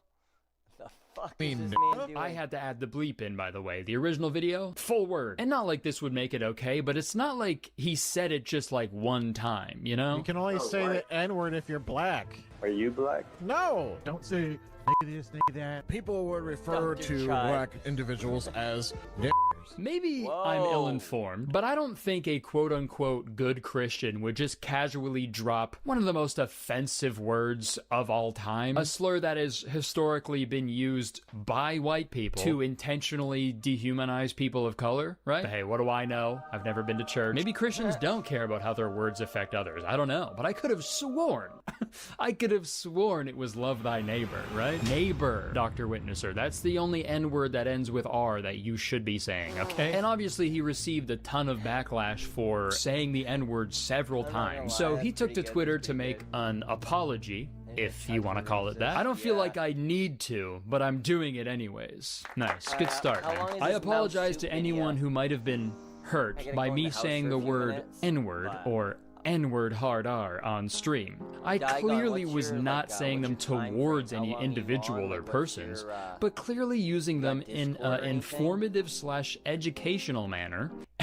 And in one case, repeating what a person called me in a matter as such in declaring if you got that Discord, we you should add shouldn't me use or up. call someone a N-word. Yeah, dude, I don't think it Yeah, matters I'm coming if you back were out in a little directly bit. If you're saying gonna be it on to later, we someone. can You fucking still probably said it. throw If her you on shoot there, a but gun, I like, gotta straight go up in inside the for a air. bit. Yeah, you didn't aim it at anybody, but like it's there's still a big chance that it could hurt somebody. There are I a few appreciate you for minor hanging out and instances watching where I this. This typed was the kind word of out a- on X for comedic purposes, I don't work as today, well so to trigger liquor the takes 100% me out. All right, friend, white heck yeah. community Add that me is on making Discord. a I'll big be sure to deal add out you of back. someone even typing the word I out on appreciate social you for media. checking this out with me. Like I appreciate said, your understanding in this whole thing, and I hope you don't take I want to anything learn I've more said about or like typed what's out of going on. context Like I feel to like use I just been against so me. like Although I know that is bound to blocked happen. out by like just what's going on. Like I don't know, the The fucking world's too much to take in sometimes. What did you get for liquor anyway? I don't know if you ever said.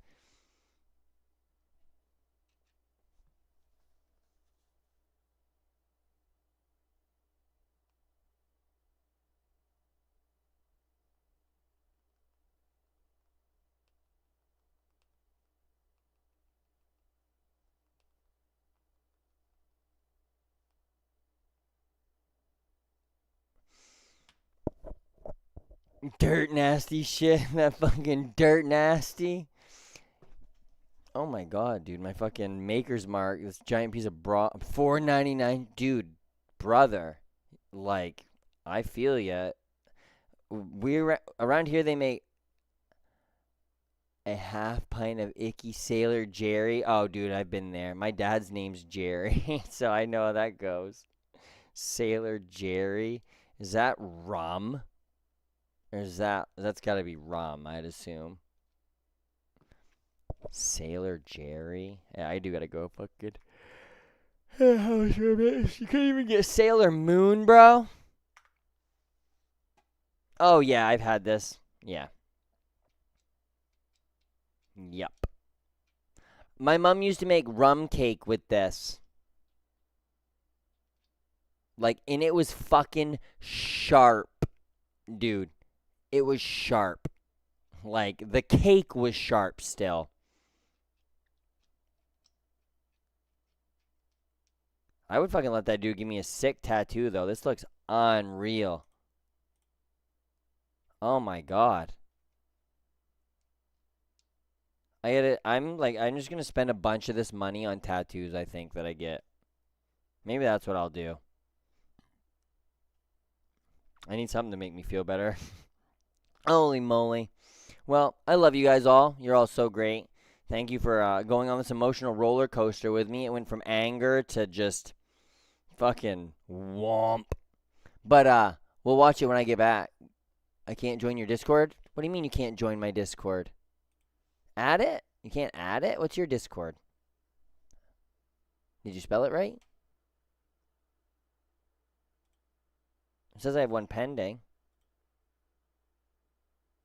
It's loading. Oh, that's fucking Bronson. I can't join your Discord. What's your Discord? I'll add you. AAA4. Fucking cool name, bro. Oh, AAA4. Well, there's another guy that's AAA4.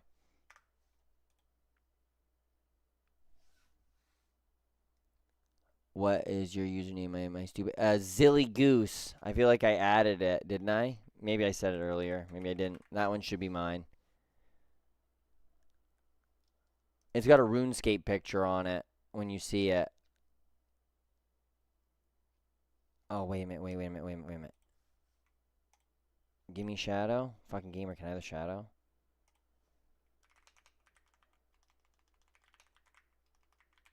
If I can get my fucking shadow from this kid so I can play fucking RuneScape for a minute later tonight would be cool. Alright, sounds good, man. Fucking perfect. Alright, I'll hit you guys up in a little later anyway. I appreciate you all. Thank you so very much. Thanks for checking the stream out. Like I said, nothing too exciting tonight. It's been a very crazy day, so peace, love. I did clean a whole bunch though, so I guess I got something done. Heck yeah. Learned a little bit. When I get home in 2 hours, sure. Oh.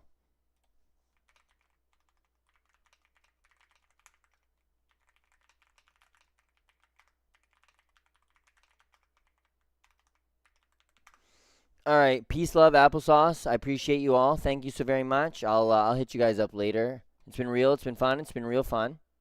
Well, it's been real. It's been real eye-opening. That's for darn sure. Heck yeah.